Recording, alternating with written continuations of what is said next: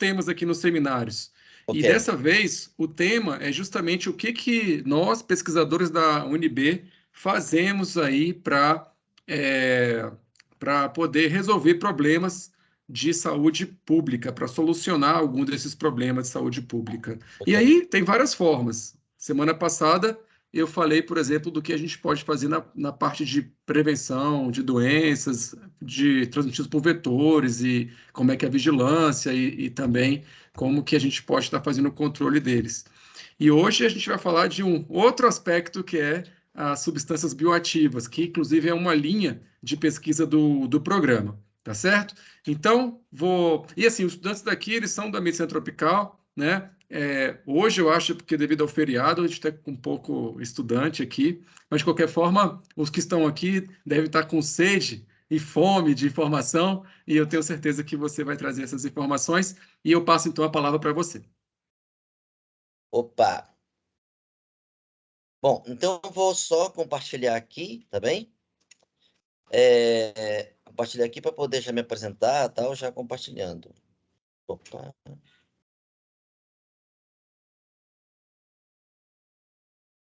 Deixa E agora eu estou vendo a sua tela do Teams. Beleza. A tela de uma apresentação, né? Eu vou colocar algumas Isso. coisas.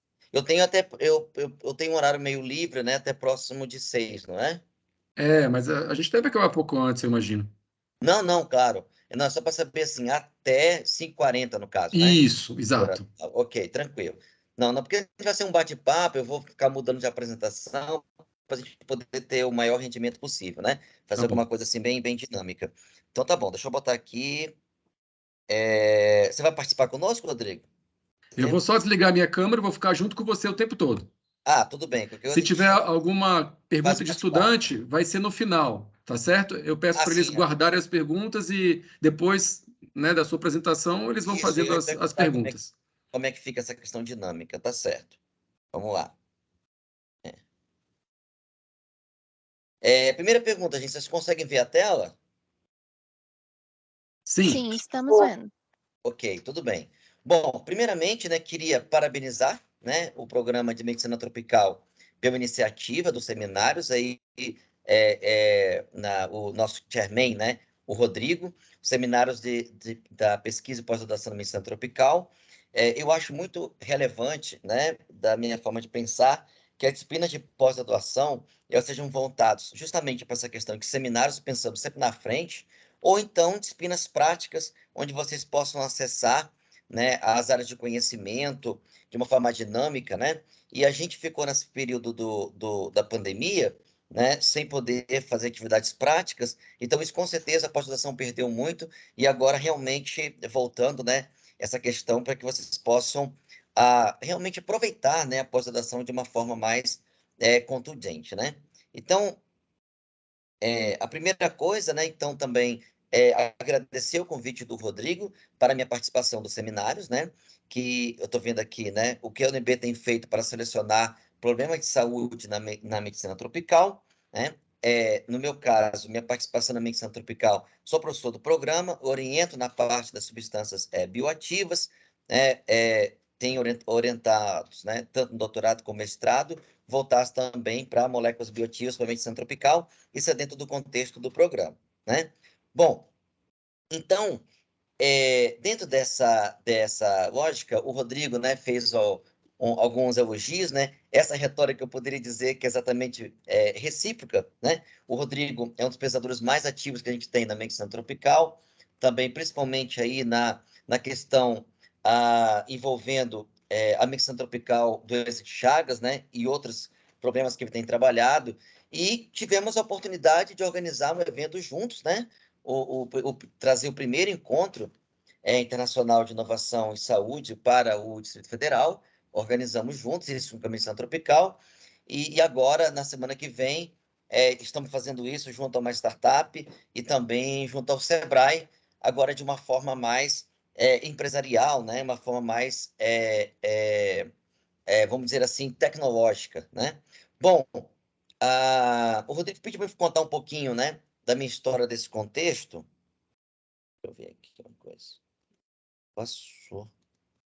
Passou. Passou aí o slide só para me saber? Passou. Passou.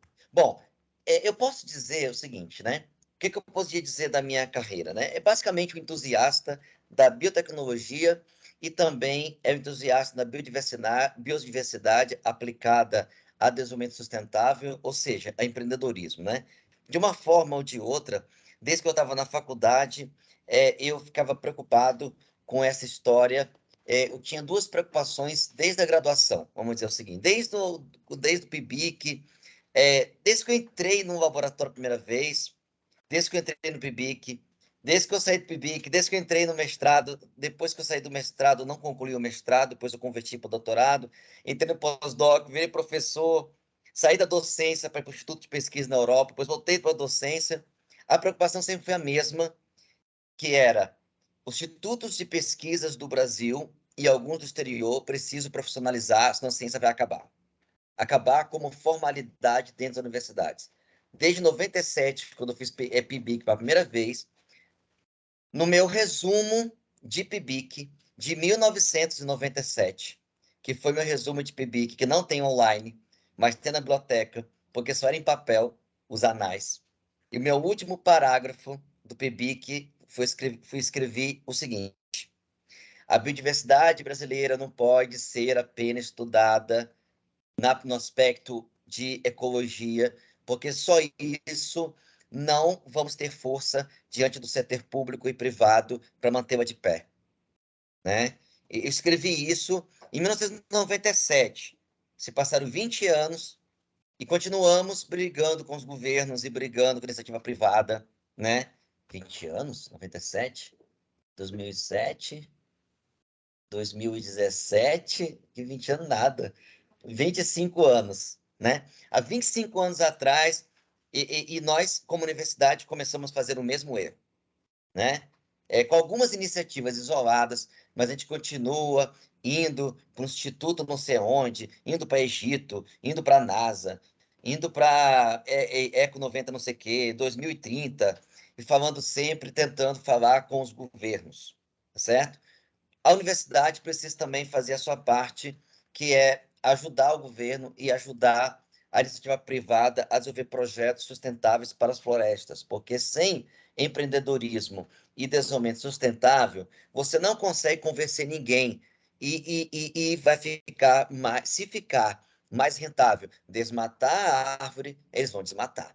Não tem outro jeito. Então, praticamente, minha carreira inteira teve envolvendo diretamente ou indiretamente o tema que eu coloquei para vocês, que são bioeconomia. E por que eu coloquei esse nominho bioeconomia aí, né?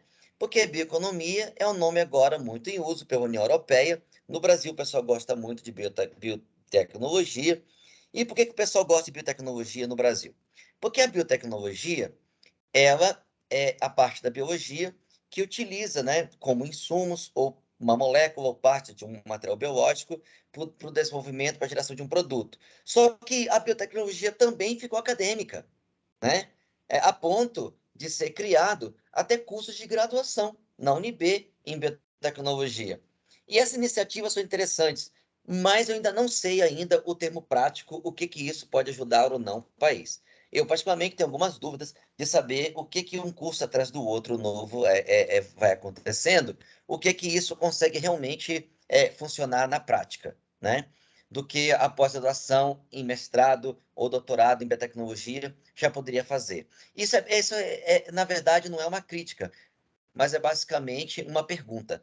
O que realmente um curso de biotecnologia de graduação poderia mudar, né? Ou que já está mudando no mundo? O que eu vejo são pessoas que estão com um diploma e muitas vezes não sabem o que fazer com aquele diploma porque tem que brigar com o pessoal da biologia no ponto de vista regulatório, né? Porque eu acho que o grande problema da sociedade hoje na biotecnologia no Brasil é a falta de cases, ou seja, é a falta de alunos de mestrado, doutorado, que já possam criar suas empresas durante o mestrado, doutorado, com biotecnologia, geração de produtos, e assim você promover o desenvolvimento do Brasil, né?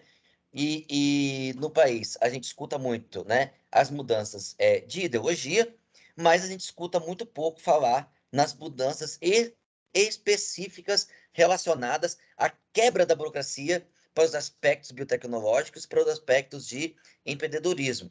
E só vocês, da pós-graduação, dessa nova geração, pode mudar isso, né? Então, o que é a biotecnologia do conceito, bioeconomia, desculpa, no conceito mais amplo, que pode trocar aí pela biotecnologia? A bioeconomia é um conceito que a União Europeia chama, que é justamente você tratar os aspectos biotecnológicos de forma mais financeira, com modelo de negócio, geração de produtos, geração de patentes, essas coisas. Ou seja, basicamente a mesma coisa que diz o dicionário de biotecnologia do Brasil, né? Ou seja, então muita gente me pergunta, né? Um dia desse até a nossa CEO da startup me perguntou o seguinte: tá, mas o que a biotecnologia diz de novo em relação à biotecnologia? Basicamente nada, se a biotecnologia fosse vista como uma forma que deveria ser vista, né? Que era fazer negócios, né? Mas isso a gente sabe que muitas vezes não acontece. Os projetos biotecnológicos querem continuar ficando exatamente na área acadêmica, né? Gerando um prejuízo muito grande como nação, porque eu sou entusiasta do conceito que acha que o Brasil tem um tesouro verde, né? Um discurso maçante e um discurso igual, e um discurso muito parecido com o que todo mundo fala toda hora, né? Mas eu acho que o Brasil, com 55 mil espécies de planta, você tem uma maior biodiversidade de micro-organismo do planeta, né? Uma diversidade enorme de moléculas que podem ser oriundos tanto da fauna como da flora, e a gente ainda fica discutindo, né? Como que a gente vai conseguir desburocratizar, juntar parceria público-privada e essas coisas. A gente tem aí uma enorme luta para se fazer, para desburocratizar questões relacionadas a patentes, desburocratizar a questão dos parques tecnológicos de uso da universidade, né?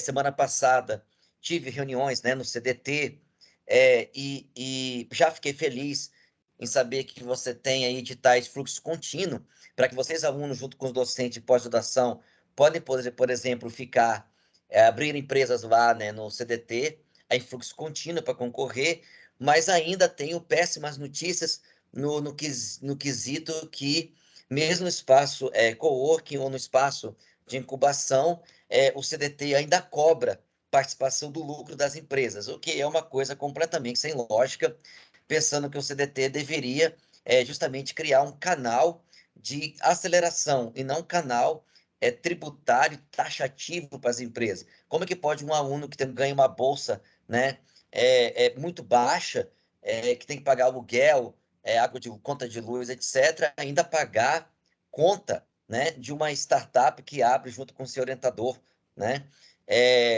num espaço público? Então, isso realmente é demais, né? Demais para minha cabeça. Mas estava na cabeça de alguém isso aí, né? Que escreveu, né? Não sei de quem, mas é um dos absurdos que a gente tem aqui na UNB, que temos que brigar, né? Para essas mudanças. Então, criamos aí uma situação de perguntar se isso poderia ser mudado, e se mudar, temos que difundir isso também na medicina tropical, porque a medicina tropical também é uma área que pode ter ideias, né, para geração de produtos, geração de aplicativos, né? Você tem um projeto do Rodrigo Gel muito interessante na parte de aplicativos. Então, tudo isso teria que ser desburocratizado. Por quem deveria desburocratizar o mundo, que seriam as universidades, né? Eu dou um grande exemplo aqui, que eu conheço real, da Universidade do Porto. Quando nós tivemos a pandemia, né, eu sou professor visitante na Universidade do Porto, oficialmente, então a gente recebeu e-mails, né, falando que a Universidade do Porto ia criar as regras para que as universidades pudessem fazer as aulas presenciais no Covid, para que, quando acabasse a pandemia do Covid, todas as outras instituições de Portugal pudessem copiar o modelo usado na universidade, né? Aqui, né, no Brasil, eu escutava os órgãos dizer assim, né? Vamos esperar o Ministério da Saúde bolar as normas para a gente da universidade poder segui-las, para que a gente pudesse fazer o ensino presencial, né? Com todo respeito, né? Eu acho que o Brasil perdeu a chance de mostrar para o Brasil mesmo que as universidades têm uma função extremamente importante da coisa. A gente precisa ser o protagonista de todos os problemas se a gente quiser realmente existir como universidade forte e como a universidade existir ainda no mundo, né? Para resolução de problemas. Nós temos que ter o protagonismo das ações. A gente não pode esperar o Ministério da Saúde, entendeu? O Ministério da Saúde tem que ser uma questão apenas regulatória, né, e de administração dos recursos para os programas, e não esperar que o Ministério da Saúde tenha todos os protocolos. Quem tem que criar os protocolos é a universidade, e propor isso para os ministérios, né? A universidade, antigamente, ela resolvia os problemas. Hoje a gente espera que os problemas sejam resolvidos pelos ministérios, o que é muito triste, né?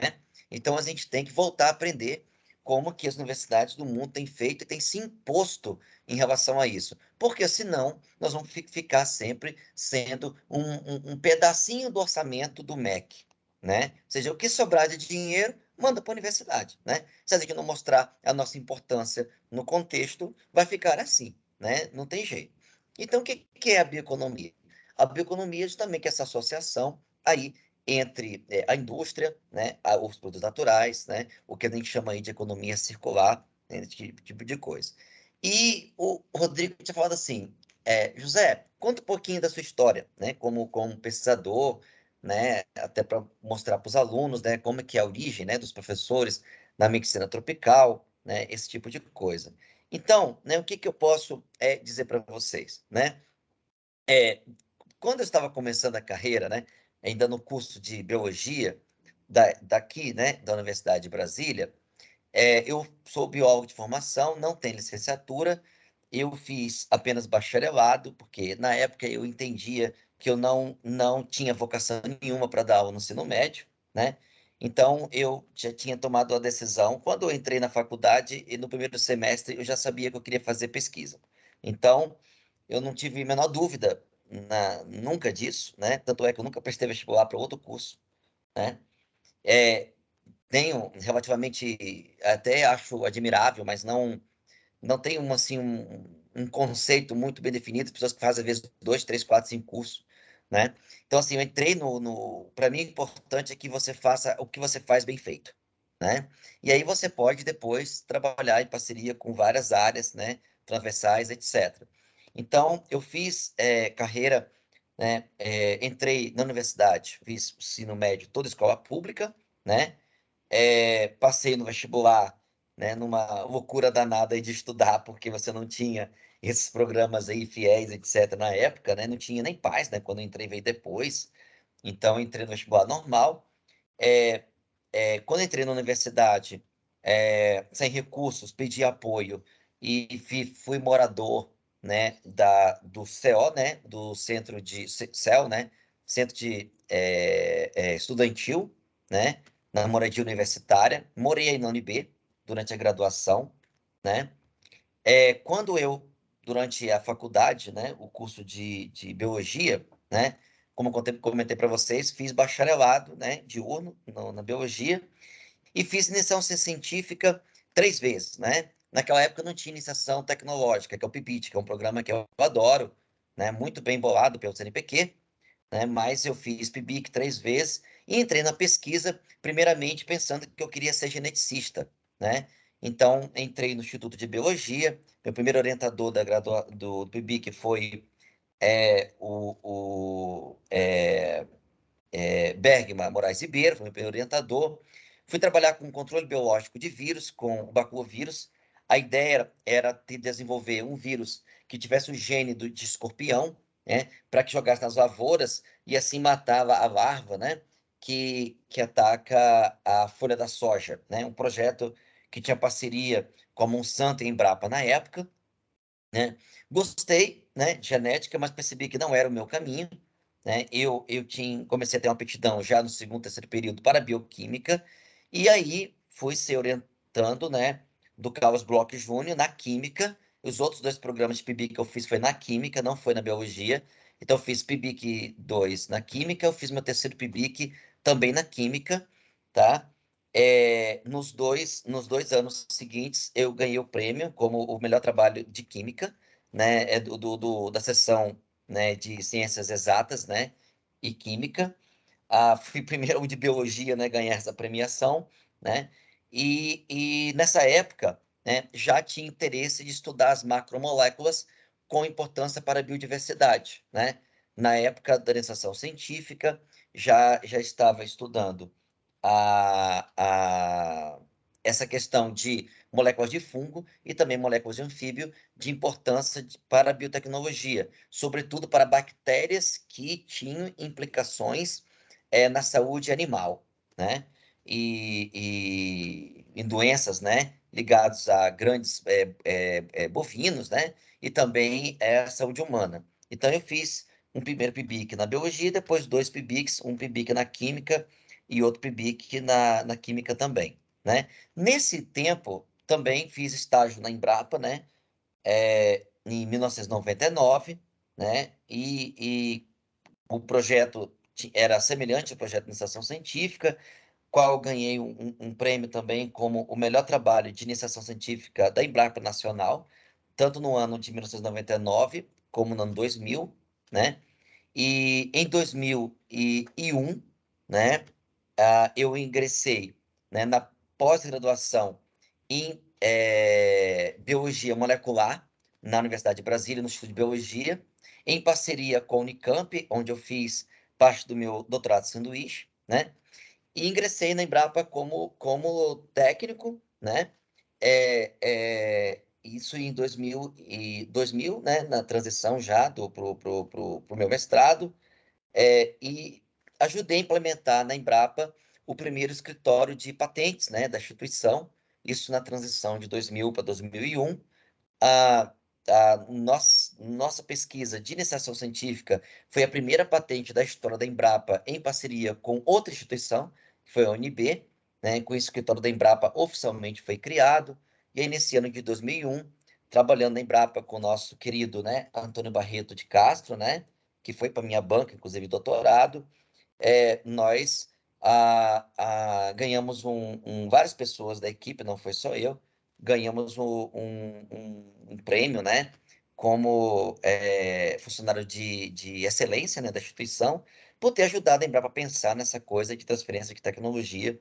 Foram as primeiras patentes, né, da história da instituição, um processo muito burocrático, né, estava na criação do CGI naquela época, um processo até polêmico, né, envolvendo anfíbios da Amazônia, né, o Cambô, mas, embora economicamente não foi para frente por causa do IBAMA, né, na época, mas pelo menos abriu a cabeça das pessoas que tinham que discutir o problema. Foi criada a comissão do CEGEM interministerial, foi um grande fruto, né? Deixa eu só tirar aqui o... Pronto, botei aqui. Tirei aqui o WhatsApp, estava atrapalhando, né? Então, a grande contribuição da época foi a gente ter convencido que isso não era um problema de um meio ambiente apenas instituições, mas sim tinha que ser um problema de discussão maior, né? Então, nesse caso, foi criada uma comissão ampla. Então, aí entrou a comissão interministerial do CEGEM, onde entrou Fiocruz, entrou Anvisa e outros setores da sociedade, e aí a coisa começou a desburocratizar para que outros pesquisadores pudessem ter autorizações para acessar a biodiversidade. Então, acho que esse nosso trabalho, embora foi muito estressante na época debater isso com o Ministério do Meio Ambiente, né, 2001, 2002, mas deixamos essa sementinha aí, né? Bem, e nesse meio tempo, né, entrei, né, como pesquisador da Embrapa em 2005, né, como pesquisador da Embrapa, só que em 2005 mesmo, eu percebia que a Embrapa, eu estava um pouco limitado nas ações, né? Só ligado a agronegócio. Não pedi demissão ainda, mas tinha pedido um afastamento sem remuneração e prestei um concurso para a Universidade Federal do Acre, né? É isso mesmo, Rodrigo. Fui lá para o Acre primeiro, em 2005, né? Onde ajudei consolidar o campus de Alto Juruá, que é um campus do interior do Acre. Fechamos um convênio lá com a Natura, e a Natura se instaurou lá, que está lá até hoje, né? Fiquei no Acre quase um ano, né? Fechando parceria com as tribos indígenas, para parceria junto com a Universidade, FUNAI, IBAMA, para estudar a biodiversidade. Só que eu fiquei um pouco desiludido com essa coisa de criar um campus no meio da floresta amazônica. Eu estava concursado, né, lá no Acre, tinha prestado 2 concursos, um nem assumi, né, e o concurso do Alto Juruá, eu pedi demissão com 7 meses. Eu pedi demissão do concurso. Na época, eu até estava como diretor do campus, né? Porque eu era o único que tinha título de doutor na época, no campus novo, então tinha que ser, pela nova lei do MEC, tinha que ser alguém que tinha título de doutor, etc. Nunca queria ser o diretor, mas estava, né? E aí voltei para a Embrapa, em 2005, e falei assim: não, eu preciso ir para outro lugar, porque aquela Amazônia lá tá muita bagunça, né? Assim, você não conseguia estabelecer as instituições de direito, ninguém deixava você trabalhar. E a Amazônia não foi um ambiente muito seguro para mim também, né? O pessoal ligado ao campo, né? Tinha muito conflito com os traficantes, né? E várias vezes nós chegamos a tomar tiro lá nas saídas de campo. E quando um carro nosso foi atingido de metralhadora, eu pensei assim, não, eu acho que não é a hora da gente ficar aqui mais tempo, né? Quase morrer não foi muito legal. Então, na mesma semana que a gente foi atingido por essa história lá no Cruzeiro do Sul, né, do Acre, eu preferi pedir demissão, né, e voltar para Brasília, né? Só que em 2006, né, tive o campo de expansão das universidades para o Nordeste, né, onde surgiu uma oportunidade na Universidade Federal do Piauí voltar para essa coisa de montar um laboratório de pesquisa no interior, que sempre tinha sido meu sonho, né? Mostrar um laboratório de pesquisa no interior do Brasil, né? Eu tinha esse sonho de criar essa semente no interior. Tentei na Amazônia, né? Consegui, mas não estava muito salubre, né? Então eu fui tinha dinheiro, mas não tinha sossego, né?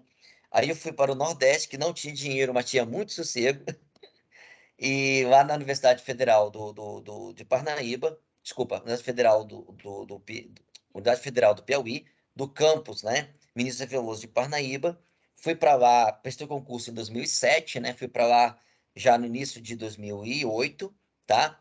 E lá tive a satisfação de encontrar, não digo primeiramente professores, isso é uma ressalva que eu quero fazer, porque todos os professores que foram para lá, a maioria eram de fora, né? Eu tive o prazer de encontrar alunos que carregaram o piano comigo e depois os professores aderiram, que depois que a coisa já começaram a movimentar. Mas no começo os professores não tinham uma perspectiva também de brigar pela coisa. Mas depois que os alunos estavam muito envolvidos, aí foram catalisando os pares, né? E na época, em 2009, 2008/2009, nós criamos um laboratório chamado Laboratório de Ecologia do Parnaíba, que ficou conhecido na região como Projeto ProBit, porque teve um impulso da FINEP e também do projeto Petrobras Ambiental, que depois os recursos foram cortados por causa da Lava Jato, né? E a Lava Jato atrapalhou um pouquinho isso aí, né? A corrupção na época. E então os recursos foram cortados da Petrobras, ficamos só com recursos do FINEP, né? E com a agregação, tá, de outros projetos CNPq e também com a percepção da indústria, mudamos o nome do projeto para Núcleo de Pesquisa em Biodiversidade e Biotecnologia, né? Ficou conhecido como Biotech, né? E o Biotech foi agregando os primeiros alunos de iniciação científica e abarcando alunos de pós-graduação, de mestrado, doutorado, de vários lugares, né, do Nordeste, né, para fazer a pesquisa lá, né? E aí, em 2010, né, aprovamos o mestrado e o doutorado para lá. Aí ficou o programa de pós-graduação e mestrado e doutorado, né, do primeiro programa de mestrado e doutorado do interior do Piauí, né?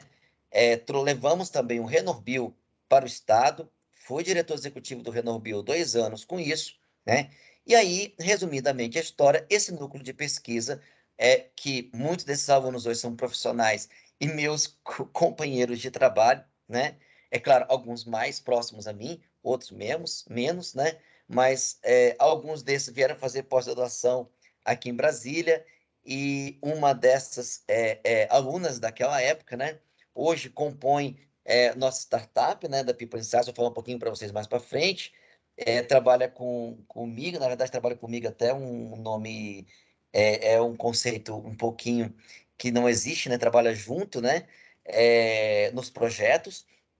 Então, isso veio dessa época.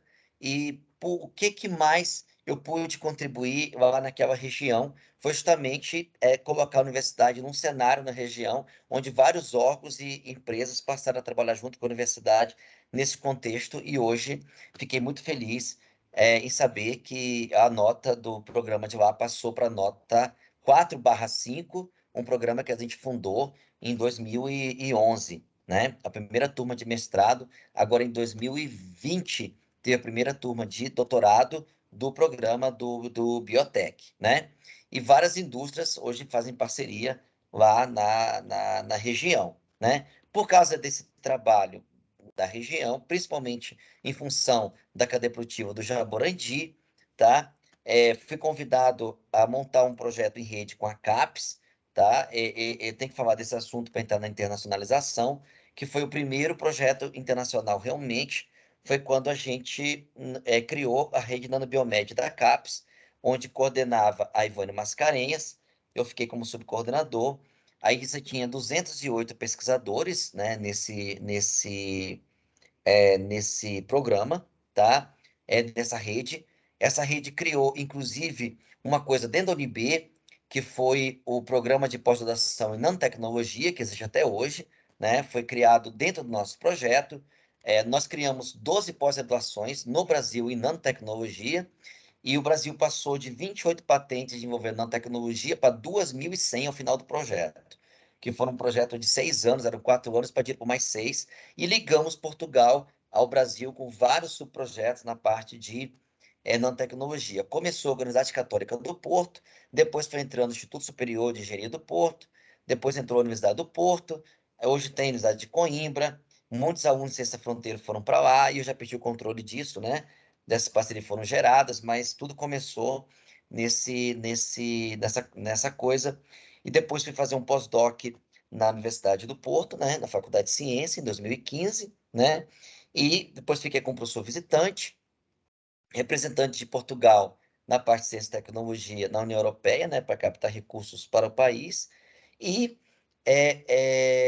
hoje compõe, né, o conselho, né, do Instituto Internacional de Inovação em Saúde, que existe no Porto, que é o I3S, na qual, né, fico nessa categoria, né, de professor visitante, e agora nós estamos mandando, né, inclusive um pós-doc para lá, né, em março, né, daqui da UNB, um técnico, né, para ficar 6 meses lá, e muitos projetos, né?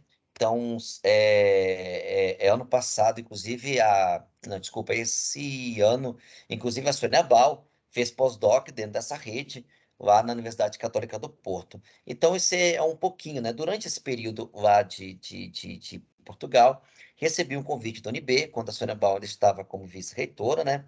Para vir redistribuído para a Universidade de Brasília. Aceitei o convite, né, por algumas razões. Uma delas foi essa vontade, né, de sempre ajudar a criar o novo, né? A medicina estava querendo, né, fazer mais pesquisa, né, integrar mais os programas de pós-graduação. Então, eu assumi a coordenação geral da pós-graduação durante 2 anos, onde tentamos sempre ter uma política, tentar unir os 3 programas da pós-graduação da UNB, né? As ciências médicas, a ciência tropical e a patologia. Inclusive, no evento que a gente organizou aí junto com o Rodrigo, nós fizemos isso, né? Fizemos uma mesa redonda dos 3 programas de pós-graduação juntos, né? Onde você tinha ciências médicas, medicina tropical, né? E mais recentemente, nós conseguimos unificar alguns professores, né, da medicina e criamos aí o núcleo de pesquisa em morfologia e imunologia aplicada, que é justamente esse conceito de unir os grupos, né, em prol de uma causa, né? Então, basicamente, toda a lógica da carreira, né, foi tentar estimular os alunos a trabalhar com biodiversidade barra biotecnologia e, claro, incentivá-los para o empreendedorismo, né? Então, inclusive, na época do Covid, pensei muitas coisas na minha vida, né? Uma delas foi mudar um pouco o norte que minha própria vida, né, estava. onde dedicar um pouquinho mais ao empreendedorismo, diretamente falando, né, para que sirva até de estímulo, né, para que os alunos possam entrar nessa carreira e ficar menos dependentes, né, do sistema, né, porque eu acho que com a briga com o sistema, o pensador está perdendo, né? Então a gente pode tentar reverter esse jogo com estudo de casos de sucesso, né? A gente precisa de mais casos de sucesso. Então, esse quadro aqui resume basicamente o que eu faço, né? Começamos nessa parte aqui como se fosse um Indiana Jones, né? De ir lá na selva, pegar a molécula, levar para o laboratório, né? Até esse ano fiz um pouco disso, coordenamos uma expedição junto com a USP, com os do gênero Piper, junto com o Massucato da USP São Paulo, aqui na nossa bela região do Alto Paraíso, né? Da Chapada dos Veadeiros. Temos alunos de mestrado que defenderam tese com esse projeto, né? E aí essa intersecção com a indústria, né? A parte de máquinas que vão fazendo high proof screening, que você vai selecionando moléculas, fazendo os testes em quantidade, as parcerias com as comunidades locais, isso é muito importante para a questão da etnofarmacologia, e hoje tentando se aproximar um pouco do pessoal da computação, né? E barra empreendedorismo, que aí você consegue multiplicar as ações e é a maior chance de você entrar aí ter sustentabilidade no projeto. Então, as áreas se envolvem cultura, biotecnologia, biodimensão, cosmética, nanotecnologia e farmacêutica. E aí, voltado para os patógenos, biotecnologia, nanotecnologia e ciência farmacêutica, né? É claro, eu vou dar alguns exemplos para vocês, a gente tem um tempo limitado, né? Então, vou dar alguns casos para vocês dessa questão aí, não só da geração de moléculas, né? Essa linha de pesquisa relacionada a isso, mas também nessa questão envolvendo, né, as cadeias produtivas e ligado a tratamento de patógenos, né? Bom, dentro da lógica de pensar, né? Eu gosto muito das palestras de mostrar assim para onde vai o pensamento das coisas, porque os papers por si só, né? Fala, Rodrigo. Desculpa te interromper, mas eu estou pensando no seguinte: Ah, como tem uma clara divisão aqui sobre como foi a sua vida, e agora que eu acho que você vai falar realmente sobre o tema, talvez seria interessante ter um momentinho aí de uns 10 minutos para separar assim, as perguntas para essa parte, que pelo menos eu tenho algumas e alguns comentários legal, também. entendi. É que agora vai E, entrar nos papers, nas moléculas e tal, né? Entendi. é, Que tem que estar e, essa separada, né? eu acho que vale a pena dar essa Por isso eu te separadinha. Eu não ia pedi para fazer isso. dar um review, né, da coisa, né, de como é que eu cheguei nesse negócio aí, né, de patógeno. Mas então eu não ia fazer isso, mas eu falei, eu vou quebrar um pouco o protocolo, porque pelo menos assim dá espaço para a gente colocar duas visões de discussão, né? Uma mais de formação acadêmica, que eu acho que tem tudo a ver para discutir agora, e a outra que é a mais específica. O que que você acha? Você topa? Olha, Rodrigo, eu topo tudo. O importante é que tá falando com a galera. Então tá bom, beleza. Bom, então eu já tenho alguns, mas eu vou ver se os estudantes têm algum comentário ou alguma pergunta até esse momento do que foi falado. Tá aí aberto para os estudantes. Se possível, liga aí pelo menos a câmera, se possível, para a gente poder ver, A minha né, câmera já tá cada aberta, um. gente.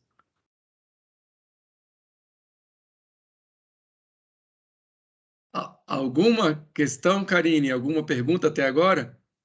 O Yuri tem. O Yuri tem. Vai lá, Yuri. Manda ver, Yuri. Se eu souber responder, porque tem algumas coisas da minha vida que eu já esqueci. Boa tarde, tudo bem? Tudo bom, Sou Yuri? Yuri, eu sou doutorando do programa do NMT, da área de epidemiologia das doenças infecciosas parasitárias. Sou sanitarista. Eu tenho Legal. um comentário e também tenho uma dúvida. O comentário eu achei bastante interessante o tema que você apresentou, a sua trajetória.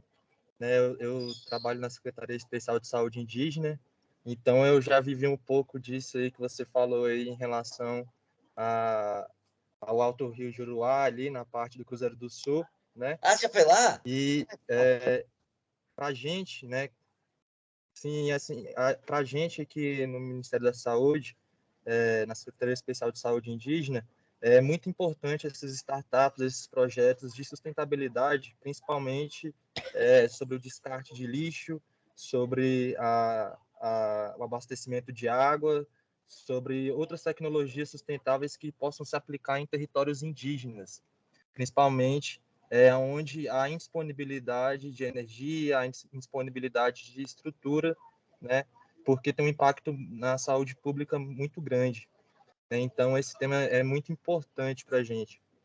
Outro ponto, eu ia te perguntar o que você acha em relação a essa situação aí da Conitec, né, da incorporação de tecnologias de saúde no Sistema Único de Saúde, como pode se conversar um pouco mais com as universidades, né, no sentido de aprovar e desburocratizar mais a aprovação de tecnologias, tanto para aplicação no SUS, né, de uma forma geral. O que você acha? E também sobre a Rebrates, a rede de avaliação de tecnologias de saúde, né? Como você acha que o impacto da ampliação dessa rede pode favorecer a interlocução entre as universidades e o Ministério da Saúde?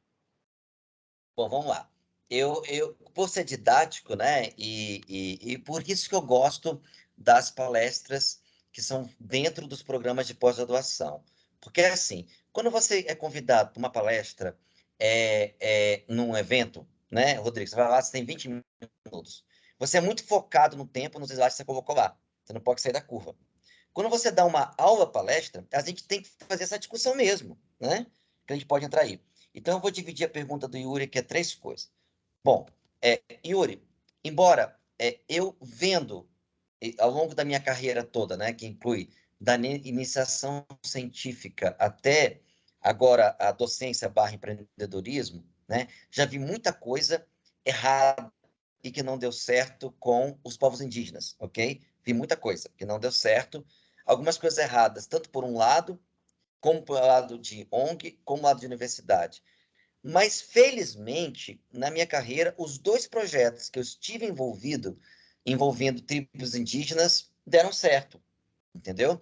Então, assim, eu pessoalmente não tenho assim um problema para relatar, porque assim, o que aconteceu? Quando eu fui para o Cruzeiro do Sul, né, e foi na implantação do campus do Alto Juruá da UFAC, não sei se você já chegou a ver o campus em si, né? Eu fui lá para ajudar a construir o campus, né? Então eu tinha aquela ilusão, né? Que a Amazônia era o lugar da minha vida, eu tinha que ir para a Amazônia, eu tinha que ficar perto dos índios, tinha que ficar perto do mato, perto da floresta, porque só lá que eu ia conseguir realmente contribuir. E aí, o que acontece? Nós organizamos o primeiro concurso, e o que eu consegui fazer lá de útil, né? Consegui convencer a SBPC, a Sociedade Brasileira de Propagação da Ciência, a fazer um evento lá. E nós fizemos o evento na sede indígena do Cruzeiro do Sul. E consegui convencer o conselho do município a ter um pajé, entendeu? De uma tribo lá, Catuquina, que eu não sei a subdivisão, esqueci o nome, tá? Mas era Catuquina, porque na Catuquina é uma nação, né? Que envolve várias tribos e tal. Perdoa aqui a falta de especificidade, né? Mas era da nação Catuquina. E a compor essa cadeira, né? Então, a gente compôs um conselho municipal para tratar a ciência e tecnologia no município do Alto Juruá, desculpa, na região do Alto Juruá, que envolve vários municípios. Cruzeiro do Sul é o município sede, que na época tinha 60 mil habitantes. E com isso, foram criadas algumas coisas interessantes nesse conselho. Por exemplo, quando a Natura foi para lá, os índios foram aprovados, teve que aprovar isso, e uma porcentagem de funcionários da Natura do Alto Juruá foram indígenas. Então, eu fiquei feliz nesse sentido, né? A outra coisa que eu fiquei feliz foi que a universidade fez uma parceria com os índios, onde você teve um cursinho pré-vestibular específico para alunos indígenas do ensino médio, para que eles pudessem prestar o vestibular. Isso estava na direção do campus de lá. Pode ser uma coisa pequena que eu ajudei lá a catalisar, mas o pessoal não conseguia fazer nem isso, né? Então, eu considero que foi bem sucedido, porque os índios tiveram emprego, né? Nessa cadeia produtiva aí, né?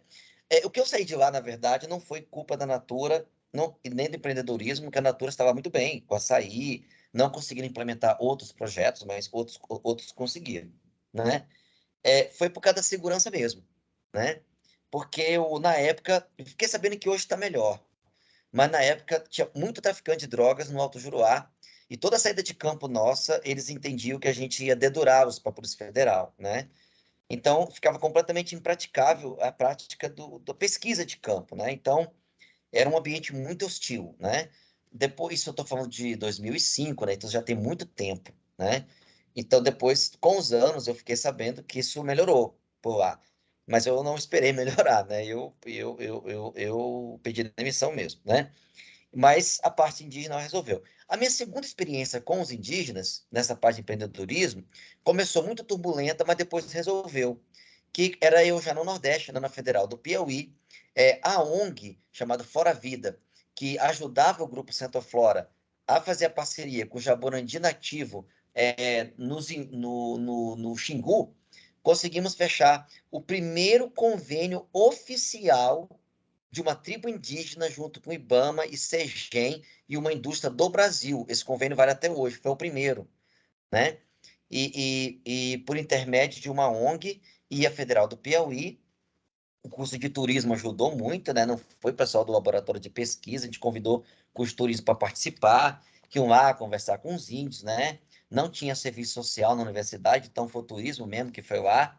E algumas pessoas também da Secretaria de Saúde municipal foram também, e aí os índios gostaram do projeto, e hoje funciona muito bem. Quando o índio ele coleta a folha do jaborandi da forma correta, e isso é fiscalizado por uma ONG, que é a Flora Vida, que até na época recebeu um recurso de uma ONG alemã, que é a GTZ, tirei agora o fundo do baú, né? Porque isso foi 2013, né? Assim, vai passando os anos, né? E esse projeto, que é o projeto Valorização do Jaborandi, que a gente fazia parte, ganhou um prêmio Fundação Banco do Brasil e o prêmio Petrobras Ambiental como projeto de maior sustentabilidade ambiental no Brasil, né? E por causa desse projeto que o pessoal me convidou para ir para Portugal, né? Então, é um projeto muito especial. Por quê?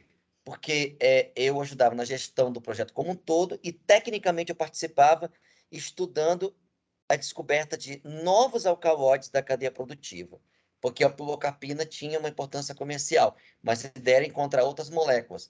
Mas eu fui ao Xingu 2 vezes ainda, em 2013, 2013 não, é antes, né? 2010, 2011, 2013 já estava dando certo, né? E se você jogar no YouTube, tá? Valorização do Jaborandi, você acha o videozinho que a gente gravou lá, né? Valorização do Jaborandi. Meteu no YouTube, Fundação Banco do Brasil, acha o projeto, né? O prêmio, se eu não me engano, é de 2011, né? Da Fundação Banco do Brasil. E hoje os índios ainda tiram o Jaborandi de lá, né? E qual era a lógica da coisa que eu tive que convencer a indústria? Pagar mais pela muda. Porque eles queriam pagar a mesma coisa. Aí os índios não queriam tirar do jeito certo, né? Porque se ganha a mesma coisa, qual é a vantagem? Tira da raiz, né? Então, na época, o diretor da indústria era o Michael, que era um cara muito inteligente, né? Hoje eu não sei quem é o diretor da indústria, né? Lá na cidade, mas ele foi lá na segunda vez comigo, conversou com os índios, o próprio diretor da indústria, né? E ficou decidido que eles vão pagar 22% a mais, né? E aí, quando o índio lá corta com a tesoura de campo mesmo a planta, né? O ramo da planta, né? O jeito certo é ramo. Isso conferia no quilo da indústria pagar um valor a mais, tá certo? Então, esse valor a mais, eu acho que esse valor era mais impulsionou os índios a aceitarem isso. Então, eu sou muito entusiasta de projetos envolvendo empreendedorismo com os índios, mas eu sei que não é fácil, né? Por questões culturais, como é óbvio, né? Não é fácil nem para eles e nem é fácil para as indústrias, por causa da burocracia. Esse projeto, a indústria demorou 4 anos para implementar. Não é toda indústria que tem essa paciência, né? Então, foi uma paciência de Jó, né? Então, até a FUNAI, IBAMA, tal, conseguirem resolver tudo, né? Então, fica essa minha experiência e não tenho mais que essas duas também, né? Que só uma foi 4 anos, né? Então, e hoje isso funciona muito, muito bem. Sobre as outras duas perguntas, tá? Elas são a mesma coisa, né? Eu vou dizer para você, talvez, uma resposta que não te agrade muito, tá? Que eu não sei, tá? Porque eu tenho uma crítica muito grande, inclusive fiz essa crítica no CDT semana passada.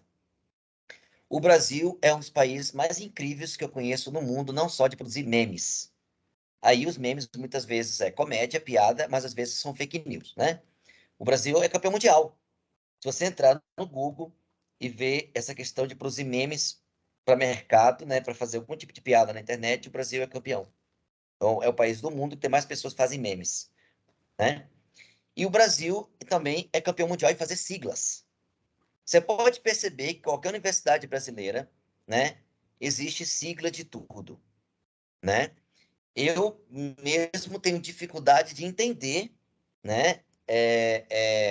Eu e respeito todas as opiniões, mas eu acho que deveria ter uma pós-graduação na medicina só, por exemplo, ok?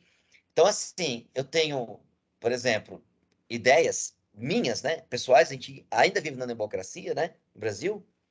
Então, assim, eu tenho a liberdade de dizer minha opinião e respeito todas as outras. Mas, por exemplo, eu acho que a gente seria muito mais forte como faculdade de medicina se a gente brigasse para mudar as regras da CAPES, acabasse essa coisa que eu acho péssima para o avanço da ciência e tecnologia do Brasil, de ter medicina 1, medicina 2, medicina 3, eu acho que a segmentação enfraquece a área acadêmica, tá?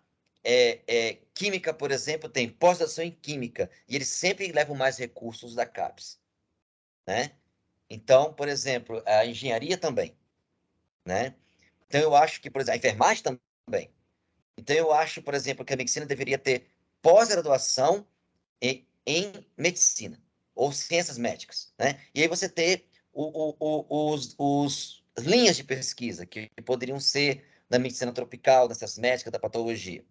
Só que isso diminui o número de coordenador, diminui o número de siglas. A CAPES tem um setor de medicina 1, então a gente desculpa, medicina tropical, medicina 2. Então a gente é obrigado a atender. Não estou falando disso. Eu estou falando que essas três pós-graduações fossem a CAPES, que a CAPES somos nós, a CAPES são os professores.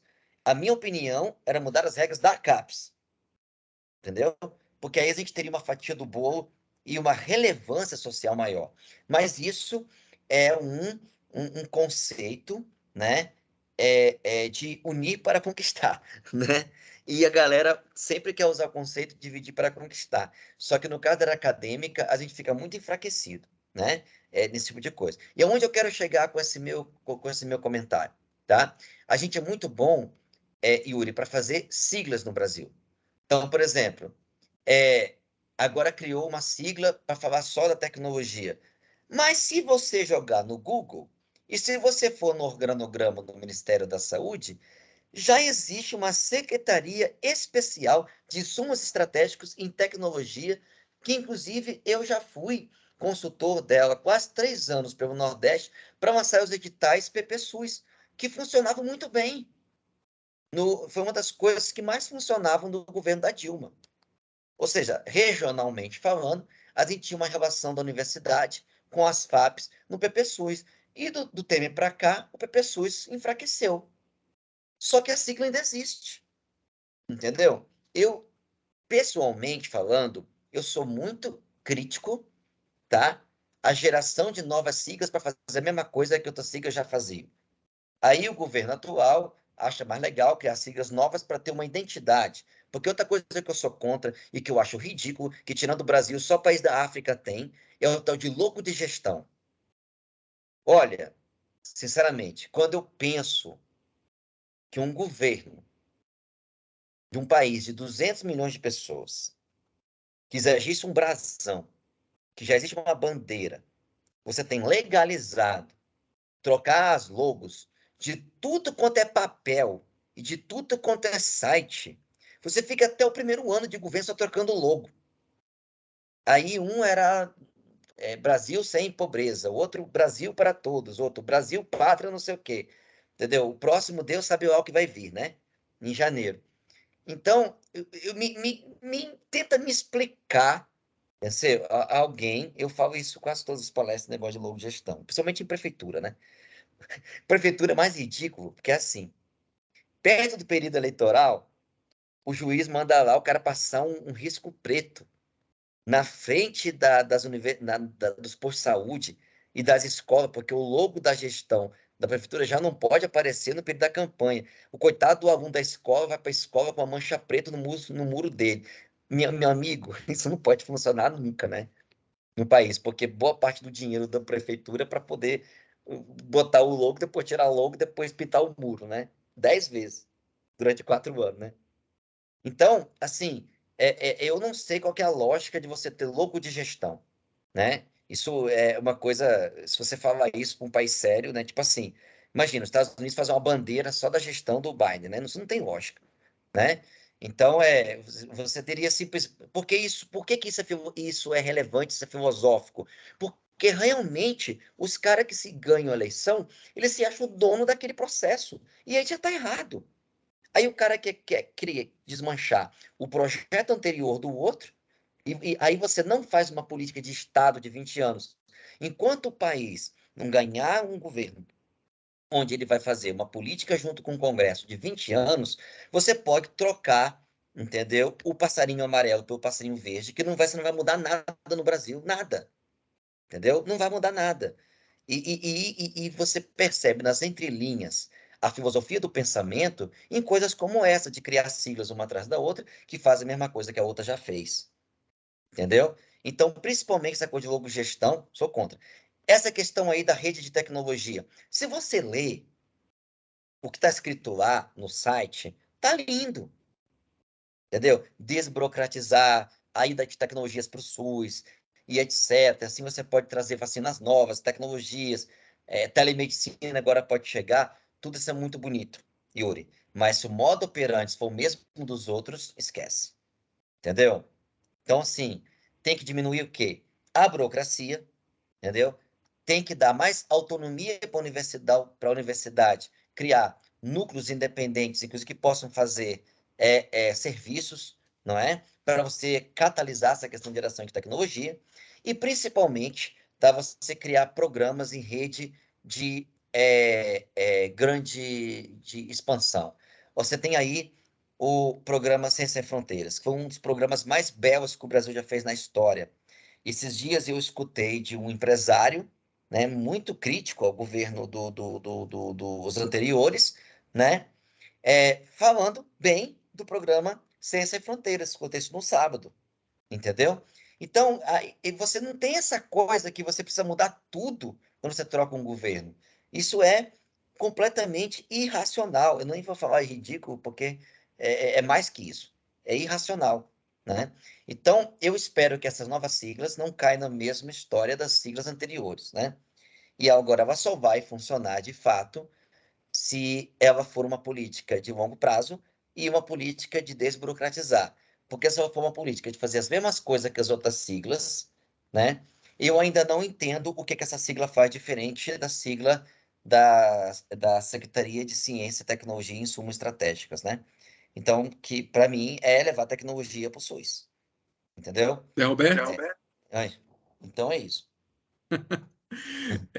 Eu vou fazer um comentário aqui e uma pergunta, e espero que a gente consiga, né, avançar um pouquinho mais rápido. Então, eu sei que tudo que você está falando é extremamente relevante, mas é porque a gente tem o tempo, né? Senão a gente passava aqui um tempão só conversando, sobre esses assuntos super importantes. Mas olha só, É primeiro ideia. comentário é o seguinte: você falando da sua história, eu fiquei tão feliz porque eu lembrei um pouco da minha história, porque a gente acabou sendo contemporâneo, não Na é? graduação. Exatamente. E você falou, não, porque eu fiz 3 PBICs. Semana passada eu falei isso também, que eu tinha feito 3 PBICs aqui na UNB. E aí você falou da premiação, sabe o que eu lembro, Zé? que na premiação do Congresso de IC tinha lá o prêmio de Ciências da Vida. E eu lembro que eu fiquei todo feliz porque eu ganhei lá o prêmio de R$ 500. Antes era R$ 500, que era 2 bolsas de iniciação científica que a Era gente ganhava. dinheiro, Era se dinheiro, ganhava era dinheiro dinheiro. no prêmio, né? Sabe o que eu lembrei também, você falando? Que você veio aqui no laboratório, nesse laboratório que eu estou agora, você veio com a plaquinha assim, falou, Rodrigo, você tem cultura de Trypanosoma cruzi? Eu preciso testar essas minhas moléculas aqui no Trypanosoma cruzi. E assim, levando a plaquinha para cima e para baixo, eu falei, meu Deus do céu. E assim, hoje eu vejo o mesmo sendo feito em vários laboratórios, né? Assim, não temos ainda um produto biotecnológico contra a Trypanosoma cruzi no mercado. E 25 anos se passaram, É. sabe? E você falou de Essas quebra de moléculas, inclusive, estão em burocracia. pesquisa pré-clínica. Essa molécula que você falou, inclusive, dessa época, estão em pesquisa pré-clínica na USP de Ribeirão Preto, em coelhos agora, né? Mas ainda está no pré-clínico, né? Porque Ainda só está no agora que os caras pré-clínico. conseguiram recurso, 10 anos depois. Né? É. Isso é Então, crônico, né?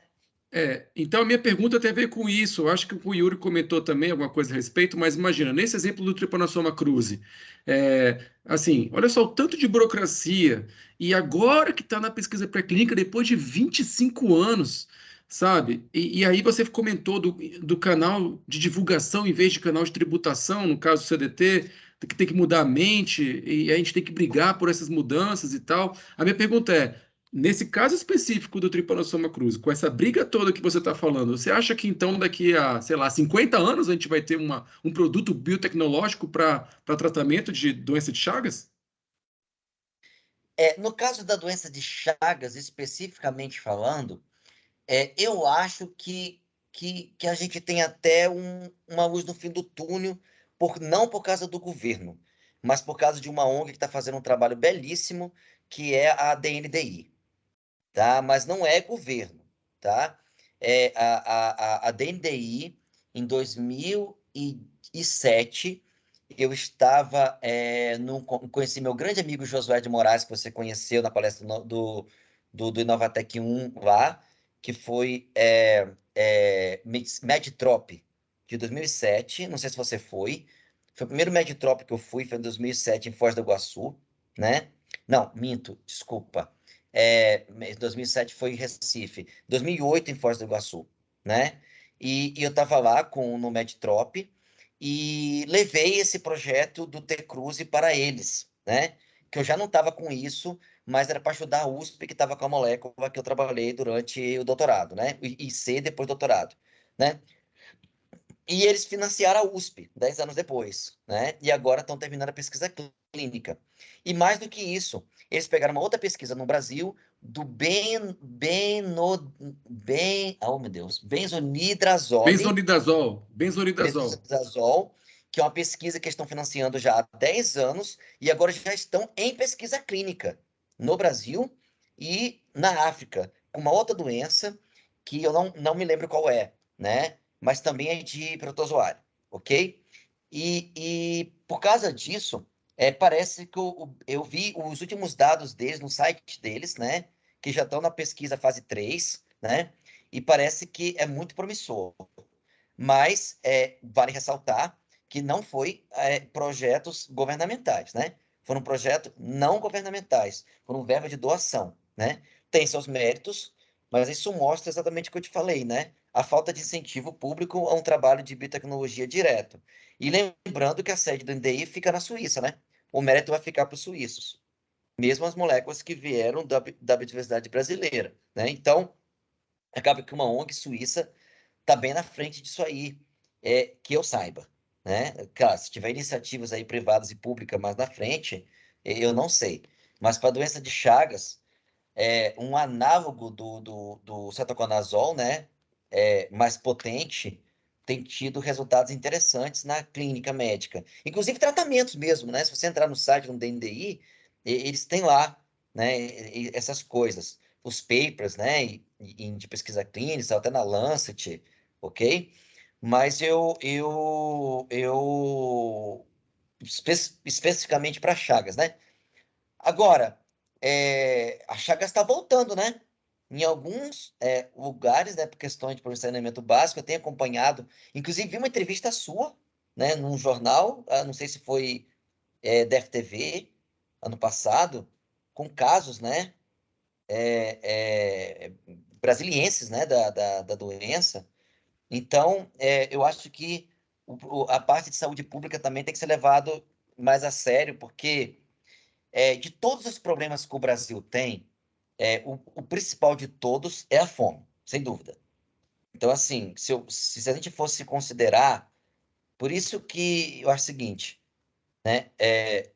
Economia, tudo bem, mas se a economia precisa parte da economia vir para diminuir a assimetria, porque a fome é o maior problema, né, do Brasil hoje. Em segundo, saneamento básico é uma coisa imoral, né? Uma coisa imoral você ter um país que não tem saneamento básico. E aí você acaba levando a todas essas doenças tropicais, muitas delas são por causa de problemas de saneamento básico, né?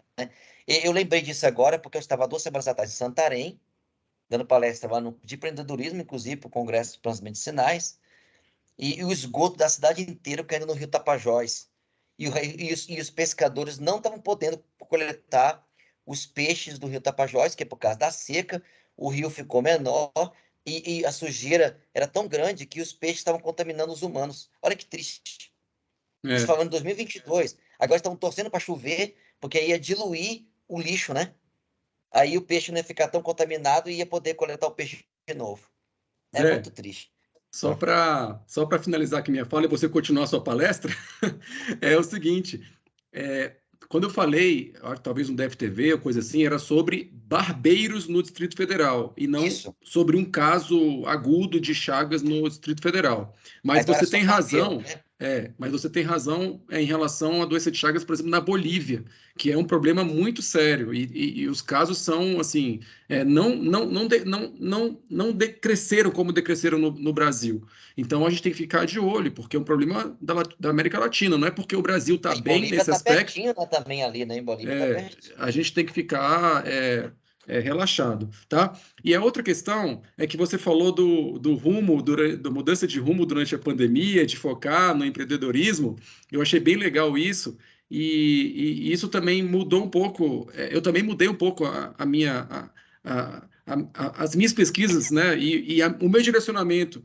Eu acho que essa pandemia fez a gente pensar bastante, não é? E eu Foi. creio que as ações agora, pelo menos que eu estou me esforçando muito, é para voltar todas as pesquisas aplicadas mesmo para resolver problemas de saúde pública. Então, eu sempre gostei de estudar coisas mais ecológicas e tal, mas agora eu vou buscar focar na vigilância e controle de vetores.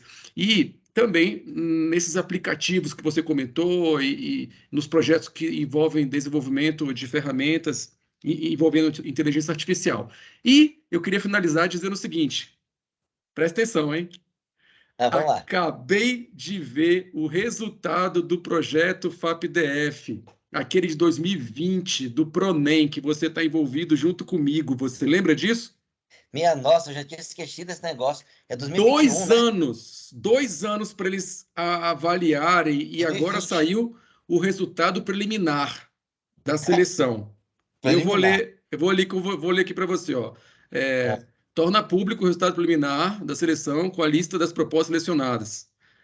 Cada uma apresentada em ordem decrescente por nota, com os seguintes dados: proponente, nota final e valor aprovado. Número 1, Rodrigo Gurgel Gonçalves, rede de aplicação de inteligência artificial de doenças infecto-contagiosas, R$ 500 mil. oh, eu não posso falar palavrão aqui, né? Tá filmado, né? Não, não pode. Poxa, tá Tá bom. filmado, tá Nossa, que filmado. legal! Então, pois é. Que legal! Depois de 2 anos saiu. Caramba, Rodrigo, que massa! E agora É, podemos fazer isso junto com o empreendedorismo, junto com as startups, pois que é é. muito mais Então, eficiente. eu tô feliz porque a notícia saiu hoje, justamente quando a gente está junto aqui no Caramba, seminário, foi o falando último projeto da que a nossa gente vida, comentou junto, não é? falando da nossa vida anterior e que agora a gente vai estreitar A agora vida anterior os parece que já relacionamentos. morreu, né? Calma, uma vida mais nova, né? Então, tamo junto. Vou deixar você falar agora, porque senão você não acaba essa palestra hoje. Você fala Não, mas aí demais, né? marca outro dia para continuar, tem problema não. Falar comigo mesmo, Então, vai lá, entendeu? continua. Não, então, mas agora você falou essa notícia, né? Então, Eita, assim, tá eu bom. tenho, eu tenho que complementar, né? Esse foi o último projeto que a gente submeteu junto, que envolve justamente a aplicação biotecnológica das moléculas que a gente trabalha, e a gente tem novidade para colocar, porque de 2 anos para cá muita coisa andou. Criação de startup, então, quando a gente for colocar as moléculas nesse projeto, já é molécula, ó, Pois é. de fogo na brasa. É, Ixi, rapaz, isso aí. Tem umas pessoas aqui que estão ouvindo minhas palestras a ficar doido, né? é. Não. Então tá Então bom, tá bom bom. demais. Rodrigo, Vai lá, excelente continua. notícia. Depois a gente vai tratar esse assunto aí. Beleza, Agora, fechou. agora vamos então continuar. Essa questão de mudar a forma de pensar, tá? Com ao longo do tempo, eu fui mudando a forma de pensar no empreendedorismo e também de como estudar biodiversidade. E alunos, acredite se quiser, esse negócio de Amazônia, ok. Nós estamos aqui no Cerrado e também tem outras partes do mundo, né? Então eu parei de pensar essa coisa de bioma e comecei a direcionar as pesquisas. Hoje, eu não penso muito essa questão de bioma, mas hoje eu penso muito essa questão dos hotspots. Ou seja, quais são as regiões do planeta que possuem condições é, é, atmosféricas, né?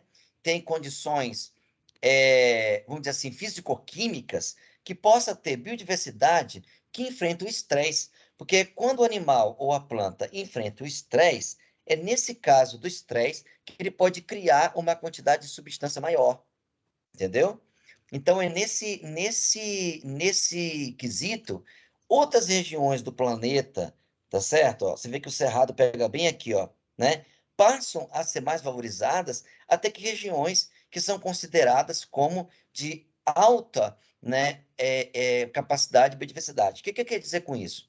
Que uma pesquisa, por exemplo, na Patagônia Argentina, que só tem apenas 28 espécies de planta, né, e 15 espécies de répteis, pode ter moléculas, por causa do estresse ambiental que ela tem, de mais importância para patógeno do que, por exemplo, moléculas que são moléculas que menos utilizadas, entendeu?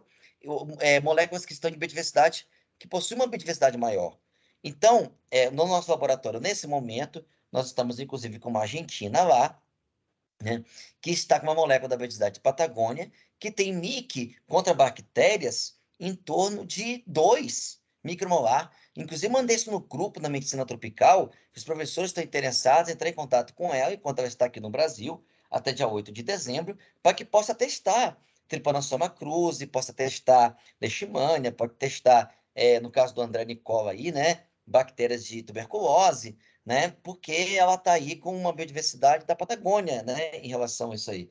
Então, coisa atual, tá bem?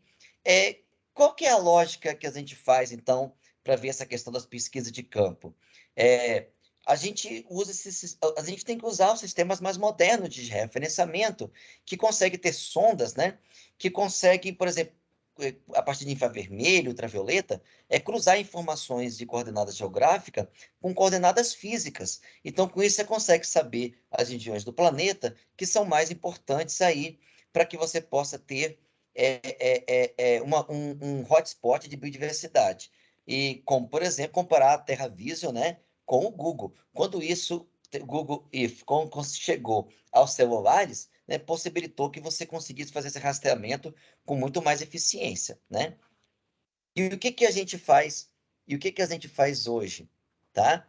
E o que que a gente faz hoje? Etnofarmacologia versus tecnologia, tá? Bom, então, gente, olha só a forma de pensar, né, da evolução da coisa. Eu adoro esse gráfico aqui, que ele é muito didático, tá?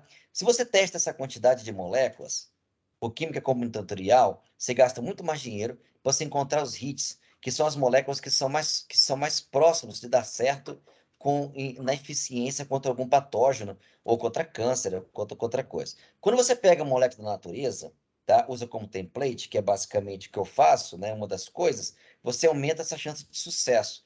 Quando você casa isso ao conhecimento tradicional indígena, olha só, você precisa usar menos molécula na indústria para se chegar na resposta. Então, isso aqui foi dado de 2018, tá? Imagina se eu junto tudo isso com o que a gente chama de indústria 4.0. Isso é o que a gente faz hoje.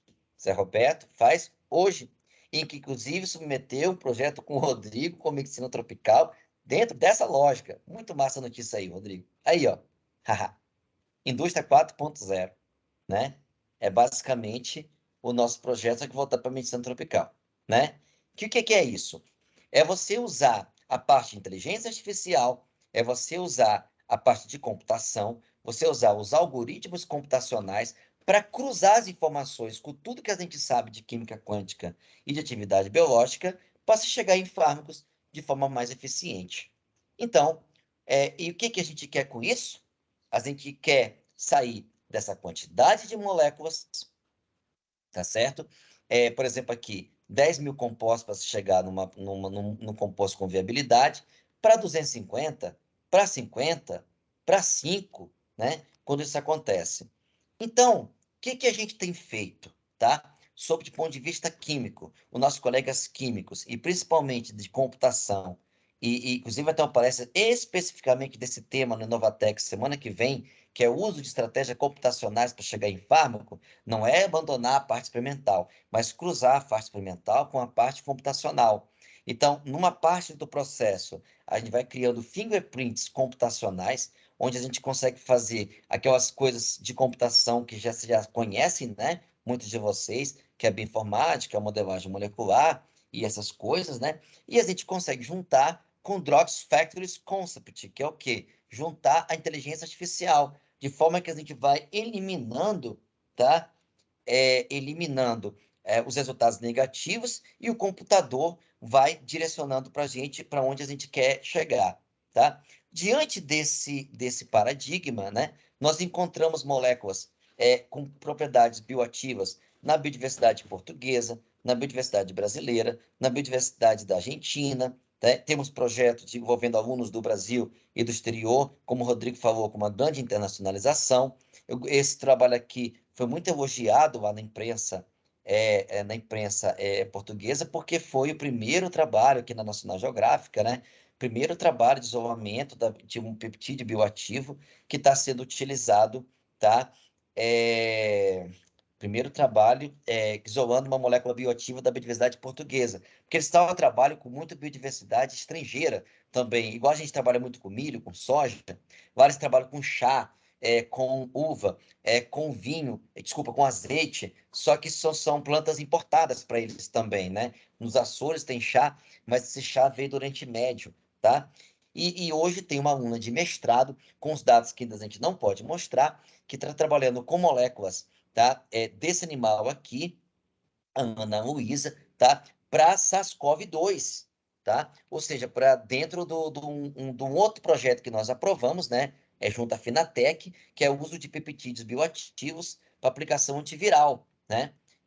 Até estamos tentando uma parceria com o Pesador dos Estados Unidos, que vai dar uma palestra online para a gente agora no Novatec também, para tentar ampliar essas parcerias,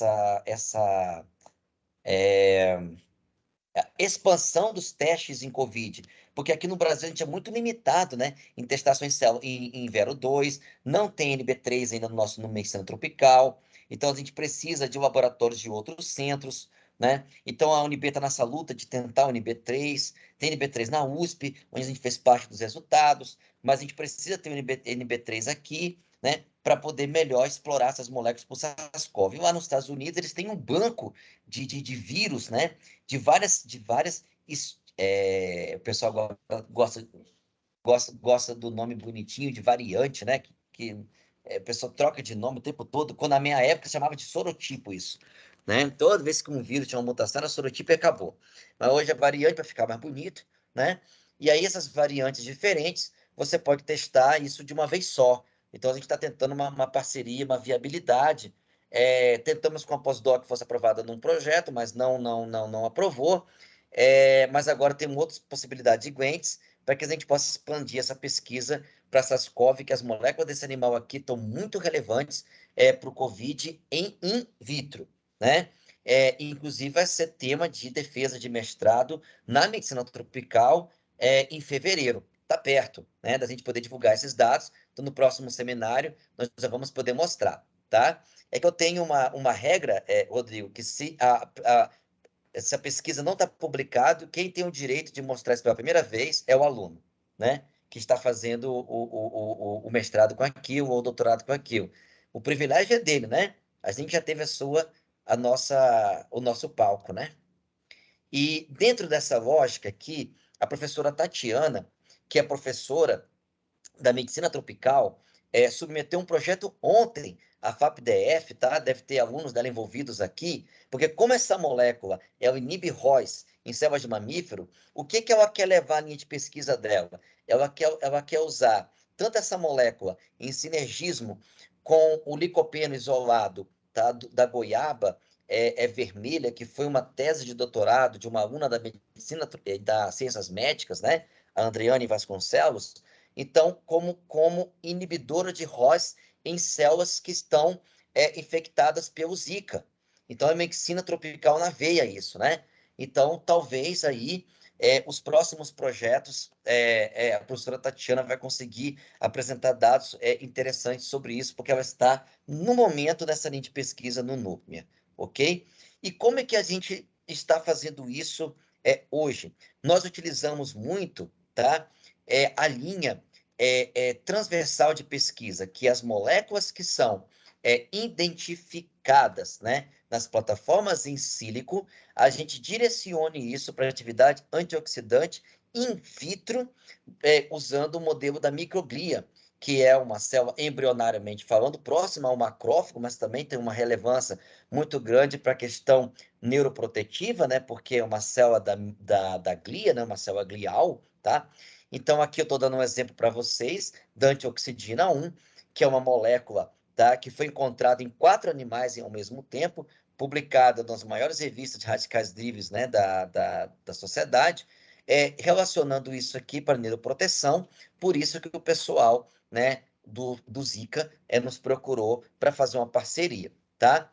E hoje, né, essa molécula vai ser utilizada no pós-doutorado do Daniel Moreira, né, que passa no colegiado semana que vem, lá no 3S, ele deve ir para lá em março, tá? Ficar 6 meses, para explorar melhor esses mecanismos, para ver a relevância da aplicação dessa molécula, por exemplo, para a leishmaniose, no caso, não uma molécula diretamente para ser tratado ali contra o parasita, né?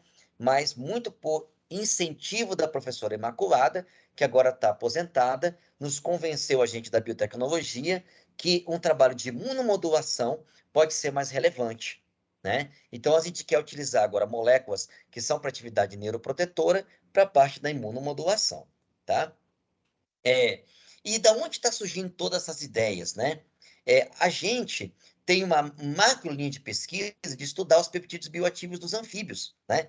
E cruzando com a inteligência artificial, nós tivemos esse trabalho que eu fiquei muito realmente feliz, né, de publicar ano passado, né, não no passado, né, ano passado, que foi um trabalho que envolveu uma pós-doc de Portugal e um pós-doc daqui da Química, da UNB, e com um aluno da medicina tropical participando ativamente da pesquisa, né, com o aluno que defendeu esse ano na medicina tropical, que foi o Anderson, né, Debatei, que alguns de vocês podem conhecer, né, a gente conseguiu perceber que moléculas que são produzidas quando o anfíbio sai da água, né, os anfíbios precisam dessas moléculas para inibir o estresse oxidativo, né, das suas células, podem ser usados como uma linha de pesquisa nova, tá, para o tratamento de doenças transversais, estresse oxidativo. Aqui, nesse caso, a gente explorou muito a questão da neuroproteção,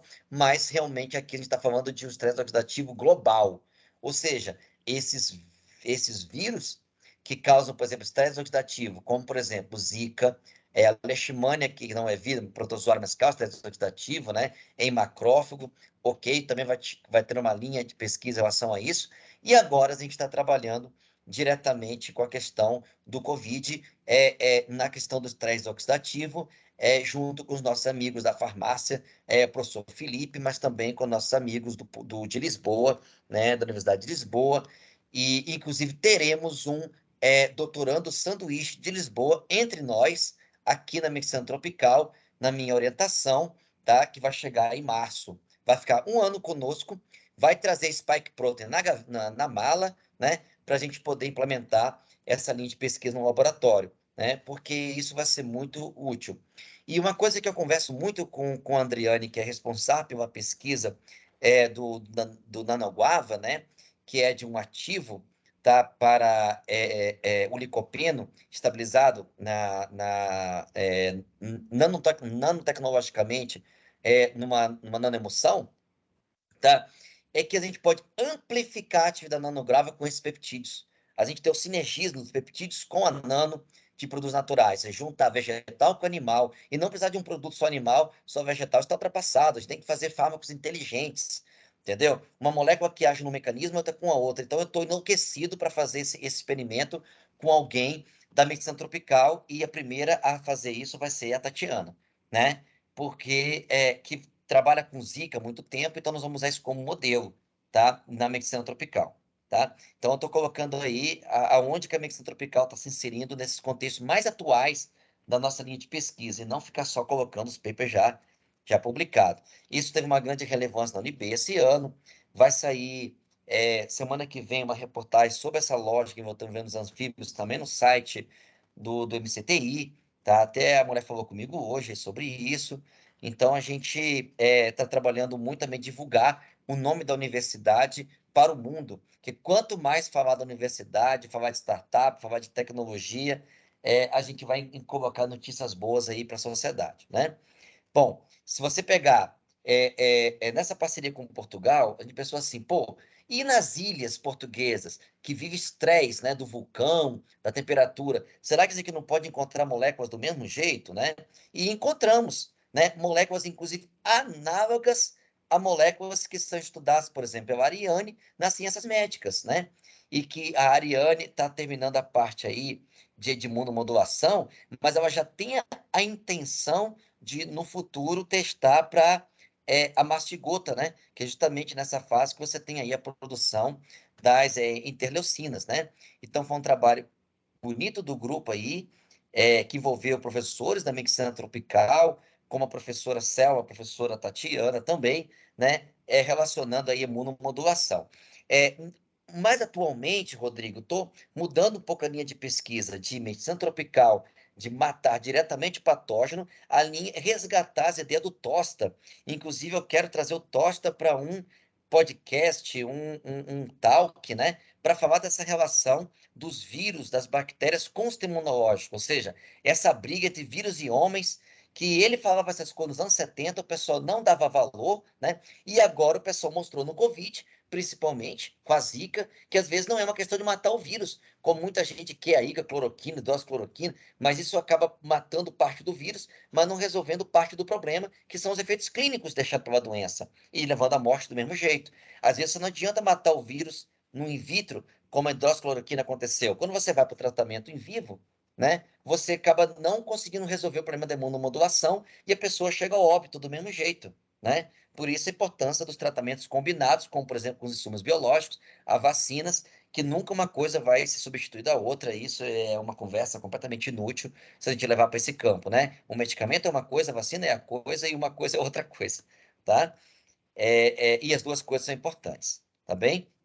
Então, o que que pauta isso aí, né? É justamente essa questão da imunomodulação, pegando esse paper novo, né, para poder mostrar para vocês para onde nós vamos pensar o caminho, que é realmente tratar os fármacos de forma de imunomodulação. E eu gosto sempre de contextualizar, né, com o que está acontecendo com a pós-graduação. Então, quem está comigo nessa história aí é mesmo aposentado, a professora Imaculada e a professora Tatiana, tá bem? Nessa questão de interface com a biotecnologia, né? Claro que você pode ter outras coisas, né, que podem estar relacionadas não apenas à questão da medicina tropical, porque o pessoal, por exemplo, da Gênesis, do Hospital Gênesis, entrou em contato com a gente para poder falar, né, de aplicações dessa parte de inibirróis em hospitais, como, por exemplo, no controle de óvulo, no controle de espermatozoide, no transporte de espermatozoide, transporte de óvulo, e nasceu até uma dissertação desculpa, uma tese de doutorado aí, nesse caso das ciências médicas, mas tem a ver com a linha de pesquisa do grupo, tá bom? Essas são as cadeias produtivas que a gente trabalha, né? ou que a gente trabalhou, né? A de jaborandi, a do caju, e a de goiaba, né? Se eu vou falar da goiaba, né, que é uma coisa que a gente trabalha no momento, né? No meu currículo, vocês podem acessar o Jaborandi, mas eu já não publico isso desde 2018, né? Então, eu quis concentrar aqui coisas que a gente faz no momento.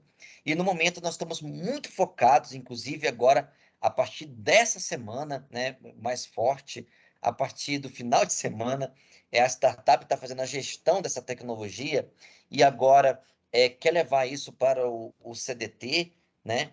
Que é levar ao mercado produtos, né, da goiaba vermelha que estão se mostrando tratamentos promissores para o câncer, né? O último trabalho nosso de 2021, né? Mas por causa da biodisponibilidade, né, vai começar a ser testado agora com essa questão de inibir o estresse oxidativo em Zika. E olha que bonito a gente conseguindo ver aí a nano entrando na célula, né? Mostrando aqui por microscopia eletrônica de transmissão, trabalho feito, eu selecionei para vocês, porque é trabalho feito na nossa universidade, no Instituto de Biologia, tá? Foi também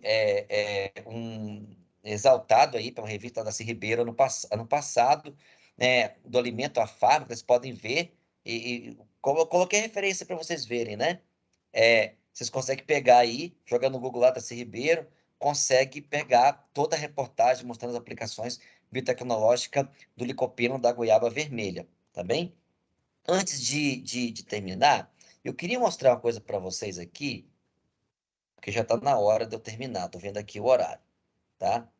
Mas eu queria mostrar que eu não quero terminar às 6 em ponto, não. Aqui. É porque eu mostrei isso aqui em Santarém essa semana. Consegue ver aí, né? Consegue ver o slide? Que eu troquei aqui a coisa. Sim, estamos Sim, vendo. sim. Ok. Não, é porque eu troquei aqui, às vezes quando eu coloco cai. Que tá uma parte aqui. Pronto, né? Aqui onde eu queria mostrar para vocês, tá? Você consegue, né, juntar tecnologia, tá, com atividade biológica. O que significa isso? Ah, se, se eu não tinha recursos, olha só, Rodrigo, essa história. Eu não tinha recursos para levar o microscópio de força atômica, porque isso aqui é didático, tá? É porque muitas pessoas perguntam assim, Zé, da onde você tira tanto dinheiro? Tá? Isso é uma pergunta que eu escuto dos meus alunos, coitados, né? Às vezes falam comigo assim, professor, como você consegue fazer tantos projetos? Eu não consigo. Eu mando 3 projetos para aprovar um, entendeu? Igual todos vocês. Só que eu, às vezes, não espero o projeto vir, entendeu? E para mim, o que é mais importante é que a coisa possa acontecer, entendeu? É levar para uma indústria, levar para uma empresa. E Portugal estava com uma máquina dessas lá, com o Peter. Inclusive, o Peter chega aí, viu, Rodrigo? 24 de novembro, tá? Então, o que acontece? Esse equipamento tinha em Portugal, tinha nos Estados Unidos e não tinha no Brasil, tá certo? Então, eu perguntei para a fábrica o seguinte: por que a gente não faz a seguinte parceria? Vamos tentar a gente entender por que uma substância na biodiversidade do Piauí consegue matar Staphylococcus aureus, né? Consegue matar essa bactéria e usar a microscopia de força atômica para estudar o mecanismo molecular que isso causa nas superfícies da bactéria, tá? E se isso funcionar, a empresa pode usar isso como marketing. Isso aqui é no site da empresa, falando bem da UNA e falando bem da pesquisa. E aí vocês dão uma máquina para gente. E essa máquina está no Piauí trabalhando até hoje. E no mesmo modelo, quero tentar trazer uma máquina dessa para Brasília. E acredito tanto nessa parceria que já mandei fazer até a sala. A sala está lá pronta, esperando equipamento. Entendeu? Parte das peças já consegui trazer, mas quero trazer uma máquina dessa para Brasília, né? Nem que seja através de uma empresa, nem que seja para uma empresa usar dentro da universidade, mas a gente está tentando. Gente, olha a empresa nos Estados Unidos. É um químico, um professor e 8 estagiários. E acabou. A empresa tem faturamento de 38 milhões de dólares por ano, fabricando isso para ajudar o mundo inteiro. Será que realmente a gente precisa de dinheiro para fazer os projetos? Eu estou fazendo um projeto com a startup que eu vou falar para vocês. R$20 mil e mais parceria. A gente está fazendo pesquisa clínica de bactérias que causam mastite. Precisa de milhões? A gente precisa realmente, entendeu? Que cai na conta da universidade milhões de reais para fazer projetos que vão para Nature? Essa é a pergunta. É porque já acabou aqui. E eu ainda não posso mostrar. Mas chegou para mim hoje os testes de força atômica, né, de uma molécula que se desenvolveu na UNB e que uma startup só usou R$20 mil. E a cabeça e as parcerias para fazer uma pesquisa pré-clínica que ainda vai lá para Goiás pegar as bactérias do boi lá. Ainda está faltando isso. Mas que as bactérias já foram isoladas para pesquisa clínica com a Agrotec. Eu estou falando de R$20 mil. Entendeu? Não é US$ 20 mil. Então é o seguinte, com os equipamentos que nós já temos na UNB, com mais essa parceria, é claro, precisa da universidade para ter o FINEP, para ter o Confocal, porque nós é que não avança nos mecanismos. A ciência básica tem que existir, mas se a ciência aplicada não precisa de tanto recurso assim, precisa de ideias e articulação com os setores que estão mais envolvidos com isso, tá entendendo? Aí a gente chega nessas coisas. A indústria de Parnaíba, quando me financiou em 2019, todo mundo acha, olhando meu currículo, com 22 publicações no tema. Eu sou o pesquisador no mundo que mais tem publicações com o Jaborandi. Eu tenho 22 papers em revistas acima de 3 de impacto. Só com o Jaborandi e de moléculas que estão em pesquisa de fase 1, 2, 3, 4, etc., com análise de Jaborandi. Você sabe quando que a indústria me financiou naquela época? Foram apenas os reagentes do HPLC. Todo mundo acha que eu recebi milhões da indústria por causa das 4, 5 patentes. Foi reagente do HPLC e mais 3, 4 bolsas para aluno. E acabou. E acabou. Depois teve um FINEP lá na frente já. Eu já estava saindo, que colocou o GCMS na universidade. Mas eu nem estava mais lá. E colocou em infravermelho também. Aí foi 1 milhão. Mas foi quase 5 anos depois que o projeto começou. Entendeu? E aí, para a medicina tropical, que eu não podia deixar de falar, a gente tem a substância além do Praziquantel brasileira na pesquisa clínica com a Xê e o Nuplan, no Rio Grande do Norte, e uma, não digo startup aqui, mas é uma joint venture da indústria Centroflora, né, porque é cofinanciado pela indústria, não é uma startup, ok?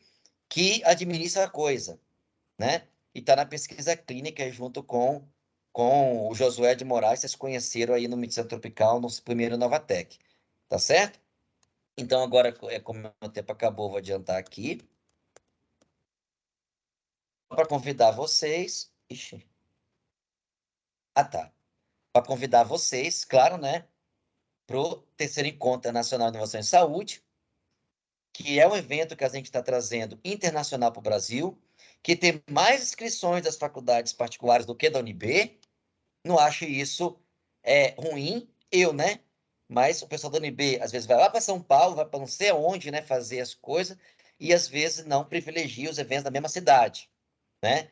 Isso é uma coisa que eu já tinha vivido com o Rodrigo antes, né? O aluno paga caro para ir para São Paulo fazer um negócio, mas quando você traz os estrangeiros para cá, às vezes o camarada não valoriza, né? Então, a feira de tecnologia é livre, é gratuito, né? Tem a pequena taxa de inscrição, claro, para ter as palestras mais técnicas, certificado, etc., prestação de trabalho, essas coisas. Tem a feira de tecnologia que estão com mais de 20 empresas cadastradas, né? Para ver a tecnologia. O evento vai ser híbrido, inclusive, tá? A parte das palestras, sem dúvida nenhuma. Bom, e queria agradecer mais uma vez a oportunidade do Rodrigo, né? A gente responder as perguntinhas aí, que a gente só tem agora mais 15 minutos. Beleza, Rodrigo?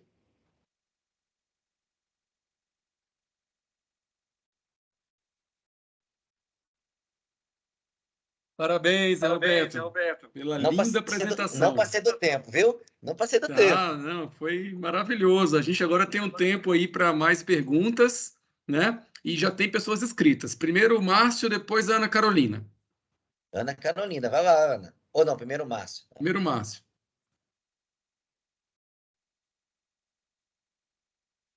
Márcio?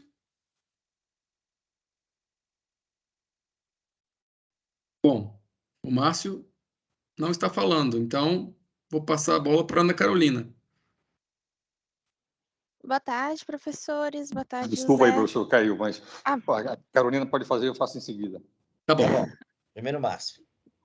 Primeiramente, obrigado pela palestra, professor. Achei muito enriquecedora. E eu queria perguntar para você se você pudesse dar uma dica para nós que somos estudantes de mestrados, que estamos iniciando agora esse caminho, né?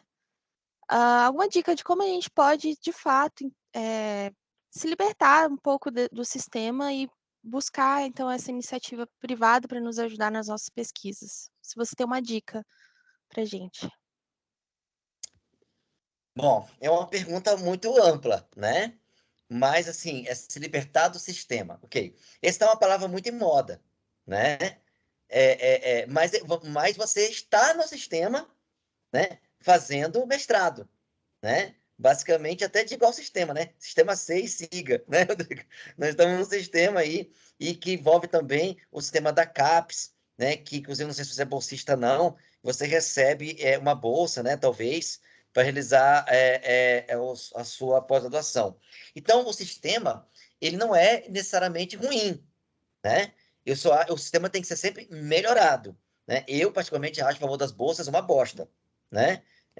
Bosta pode falar, né, Rodrigo? Então, assim, o valor da bolsa é péssimo, né? Eu acho, assim, que o cara não consegue ter esse valor da bolsa para se manter em Brasília, né? E também não sou totalmente contra que o valor da bolsa fosse assimétrico. Eu acho que as cidades mais caras poderiam ter uma bolsa maior, né? Muita gente, como era antigamente, muita gente é contra, mas como Brasília é muito mais cara que os outros lugares, né?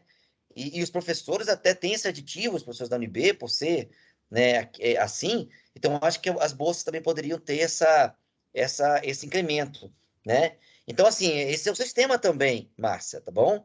Agora, quando você fala assim, como você pode incrementar o seu projeto com a parceria da iniciativa privada, tá?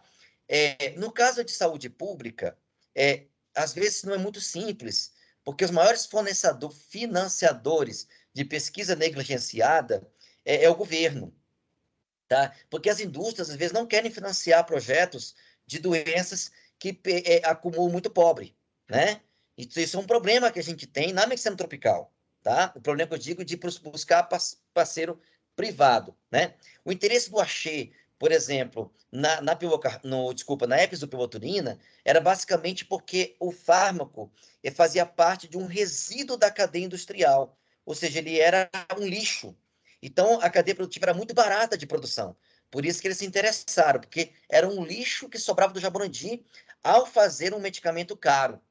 Então, a gente estava trabalhando com um lixo lá, né? Mas aí é uma questão muito individual, né? Mas eu tenho algumas dicas, tá? Algumas empresas, elas pagam imposto muito alto, tá? Por contaminar o meio ambiente, por prejudicar a saúde pública. E essas empresas, elas através de ONGs, às vezes é melhor do que a universidade, você consegue fazer um projeto junto com o seu orientador para captar recurso nesse tipo de projetos. Eu vou dar um exemplo, né? Tem alguém que contamina o rio, não sei o quê, com cromo, entendeu? Essas indústrias, e se aquele rio tem uma comunidade, né, que é atingido por esse cromo, às vezes essa indústria pode se interessar num medicamento que pode tratar uma doença que envolve aquela comunidade que ela está degradando, né? E isso ela pode usar como compensação ambiental. Era esse tipo de raciocínio que eu usava no Nordeste para captar recursos junto às indústrias, com exceção da Centroflora, porque aí é o que produzia as moléculas, né? Mas o raciocínio era esse, né? E você pode tentar, às vezes, indústrias que pagam muito imposto e esses impostos podem ser utilizados para pesquisa.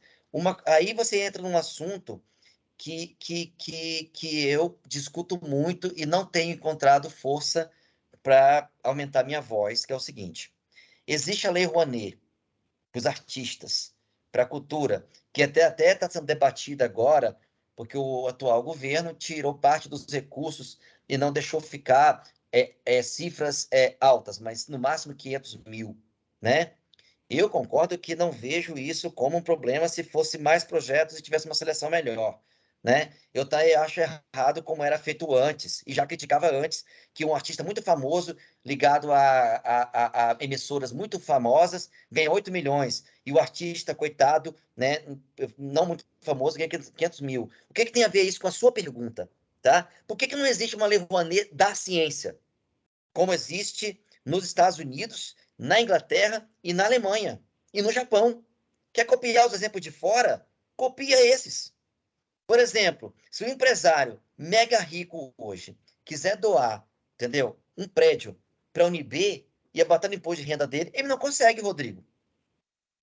Quem já viajou para o exterior, já foi abençoado de ir para um departamento que é lindo, e você pergunta, de onde veio isso? Veio da casa de alguém.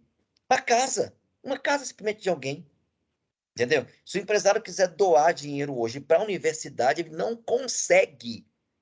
Ele não consegue, não há um instrumento jurídico de doação de pessoas físicas. Aí fica difícil, entendeu? É inacreditável em 2022 a gente não ter um conselho de reitores que possam brigar por uma lei Rouanet pessoa física.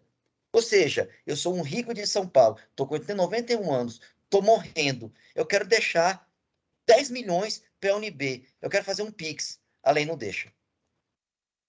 É uma coisa completamente insana. Entendeu? Agora, se eu quiser doar 1 milhão para o Carnaval do Rio de Janeiro, eu posso.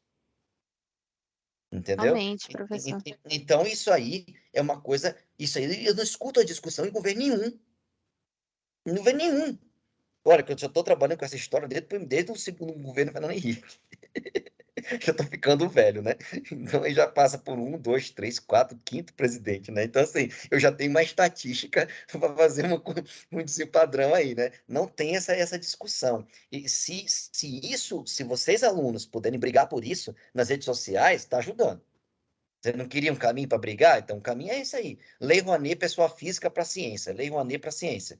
Entendeu? E não apenas essas leis de incentivo, não sei o quê, de informática, coisa muito específica que só ajuda a Zona Franca de Manaus, mas ninguém.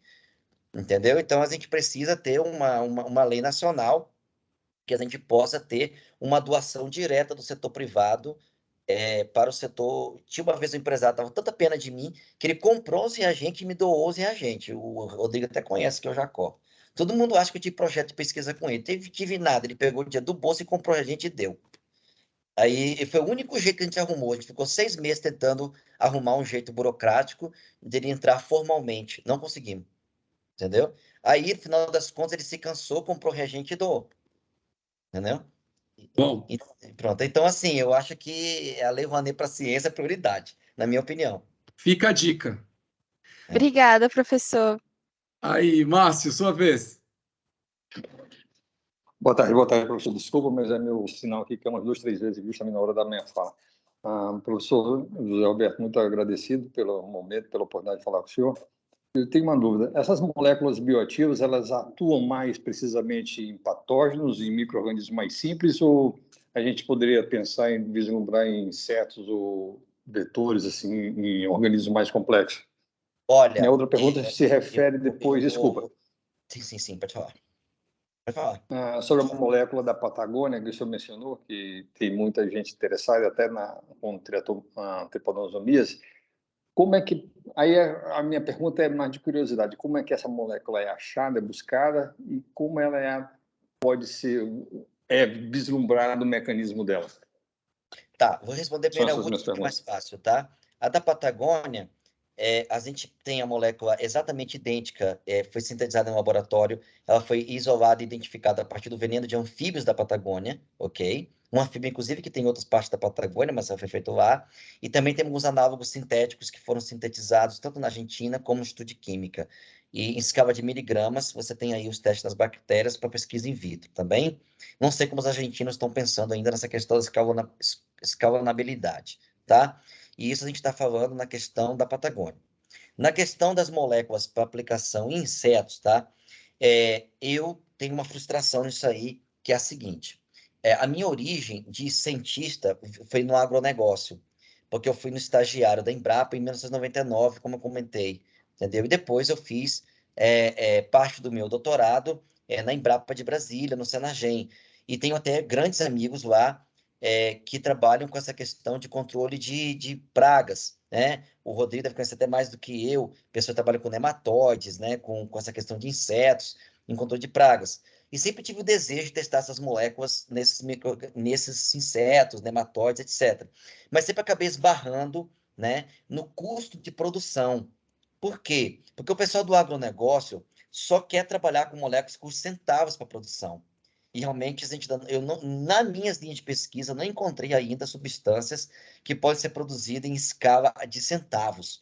E aí, para doenças crônicas e para doenças, mesmo as tropicais, que são muito negligenciadas, né? É mais fácil você pensar em cadeias produtivas já de alguns reais, ou às vezes até de milhares de reais, porque compensa a conta, entendeu? Por exemplo, uma doença crônica, você tem uma cadeia produtiva de uma molécula que possa custar milhares de reais para ter algumas gramas, você encontra grupos de pesquisa, desculpa, empresas que querem patrocinar, ok?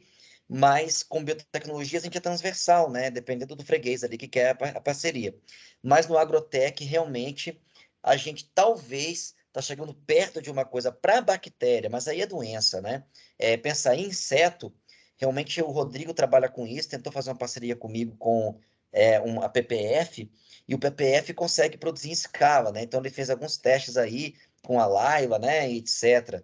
Mas realmente, na minha linha de pesquisa direto, até tentei uma conversa com a Laila já sobre isso, com a Aedes aegypti, mas não consegui uma substância, isso nas minhas linhas, né? Mas em outras linhas não sei, né? Que consiga produzir isso realmente em grande escala. O problema é a escala aí, porque os caras querem gramas, quilo e tal, né? Quando eu falo para isso, vai custar milhares de reais, aí a Embrapa já pula fora, né? Então, para a questão dos insetos, realmente a gente tem esse problema de escala, tá? Por isso que eu acabei direcionando muito mais as pesquisas para as doenças mais graves e principalmente as doenças crônicas, que o valor agregado é maior. Mas isso é uma limitação da biotecnologia, viu? Não é uma limitação da pesquisa, como a biotecnologia ainda é cara, né? Por mais que cada vez está se tornando mais barato, sem dúvida, está cada vez ficando mais barato.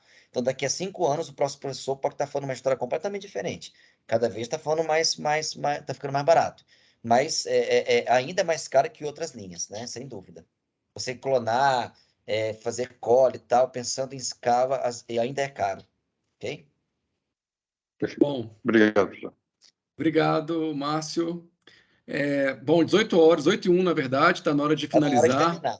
Exatamente, eu só queria realmente agradecer mais uma vez. Eu sei que você está aí prestes a iniciar um evento, um encontro internacional, e mesmo assim aceitou estar com a gente aqui. Então, isso mostra, né, realmente que honrou a gente aqui na Missão Tropical. Então, você é meu amigo, pesquisador, e eu gostei muito, né, de tudo que foi discutido aqui. Eu acho que os estudantes também se empolgaram, tanto é que fizeram perguntas até agora, até o final. E o assunto é muito relevante. Pode ter certeza que algumas coisas vão estar pelo menos no meu Instagram. Eu vou publicar várias coisas que foi falado hoje.